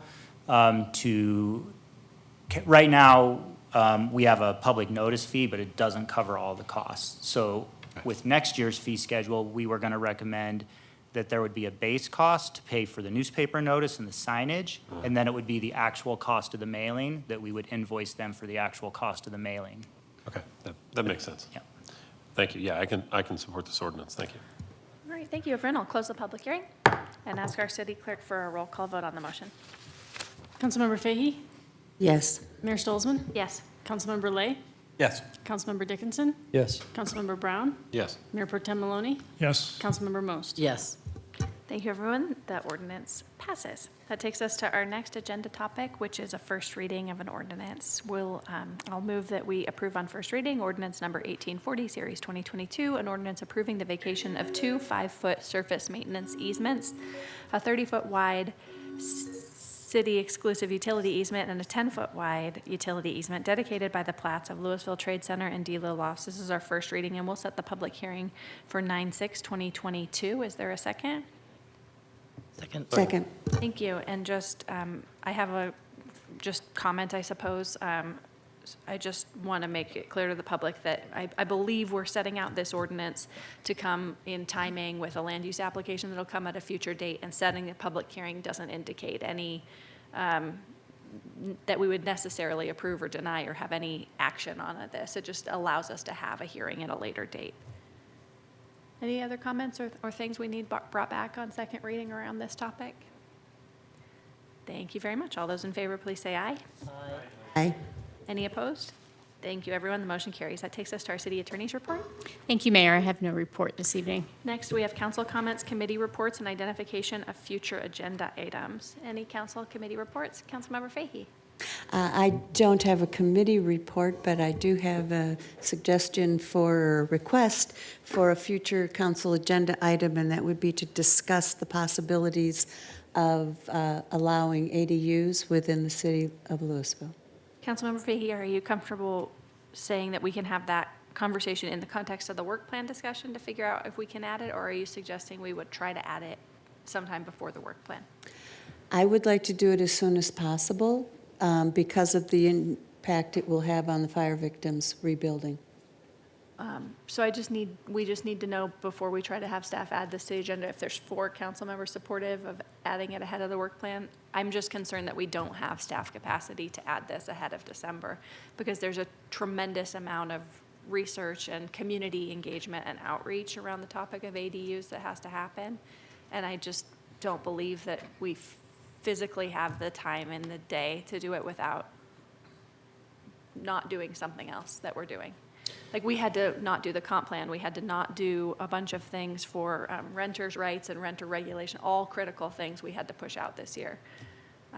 So that's my only, so that I won't be supporting putting it on ahead of the work plan, but I'm very supportive of putting it through the work plan process. Councilmember Most. Yeah, I am supportive of doing this because I think that we have been in real reactive mode around the Marshall Fire. And I think this is an opportunity to do something proactive. And I think we have an opportunity to have an impact so people can put this into their building plans. And I know we've asked so much of the staff, and I know we've had to reorganize things 16 times, but I feel like we have spent so much time reacting to what often is, just not clear understanding of what is going on and how the city's trying to help fire victims. And I just think, I completely understand what you're saying, Mayor, but if there's any way that we can just begin this process, I really do think it's critically important. So I would support it. And then just to try to not debate, are there 2 more people that want to put Mayor Pro Tem Maloney? Then we should pull up the advanced agenda and determine what we're going to take off. We should have a proposal. Should we take off energy efficient commercial building codes, resolution regarding family leave legislation, skip the budget presentation? I'm being a little facetious there. We can't just add. And if we're going to do this in a short time frame, we need to be serious about taking off significant things off the advanced agenda over the next 4 months. Could we add a special meeting instead of a study session? You're asking the staff to double their efforts. Is it appropriate to hear from, sorry, I was not. Councilmember Dickinson. Is it appropriate to ask staff what kind of bandwidth this does take? And That's a great question. So if we want to allow ADUs in the city, will it take any additional staff capacity? I think the first question I would ask is if you are expecting an informational kind of discussion direction presentation, and then public input could come in a later process, if that could be helpful sooner rather than later, or if you're expecting kind of a whole process that involves public input in advance of bringing information to you. I suspect the answer is going to vary based on the level of how much you want to begin to study this year. Do you want to? Okay. Yeah, I think that's the case. If council wants to discuss it, we could probably put together, some pretty basic information as far as what other communities have adopted, what are some of the policy considerations that council might want to consider, and see if that's something that they'd want to pursue more formally. And then we might talk about public engagement and timeframes and that sort of thing. So we're willing to try to do whatever council wants. I would be happy with just getting the information, the presentation of what staff would be able to do, present to us, and then Councilmember Fahey. Oh, sorry.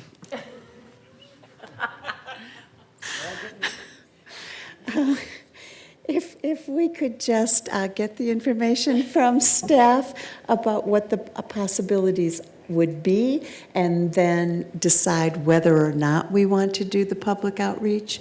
But I think we can get a lot of information, like you said, about what other communities have done and how, and decide if we want to proceed. Councilmember Lay. Yeah, I kind of harken back to something that Mayor Pro Tem said at the very beginning of the year, which is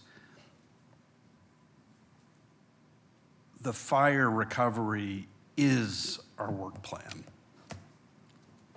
And I think ADUs are a piece of that, potentially.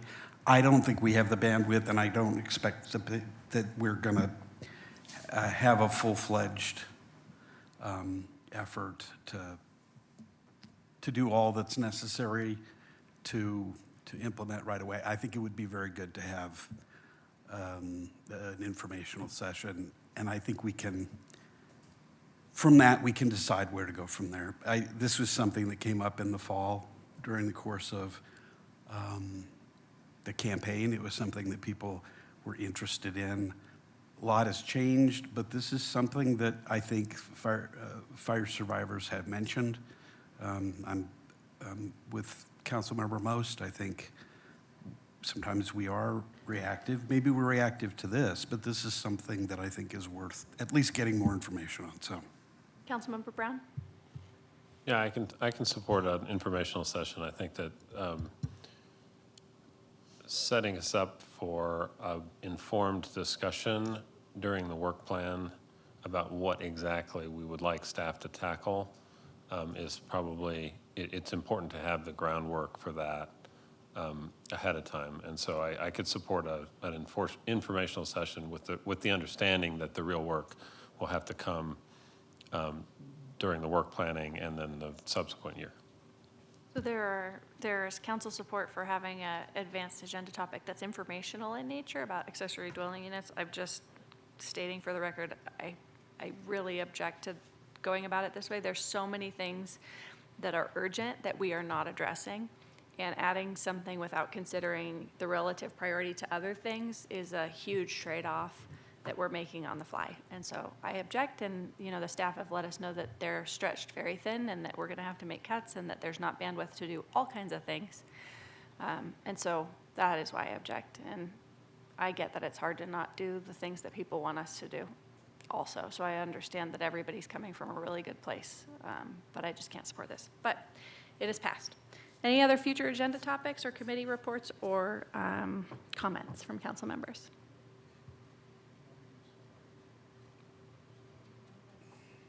Councilmember Lay.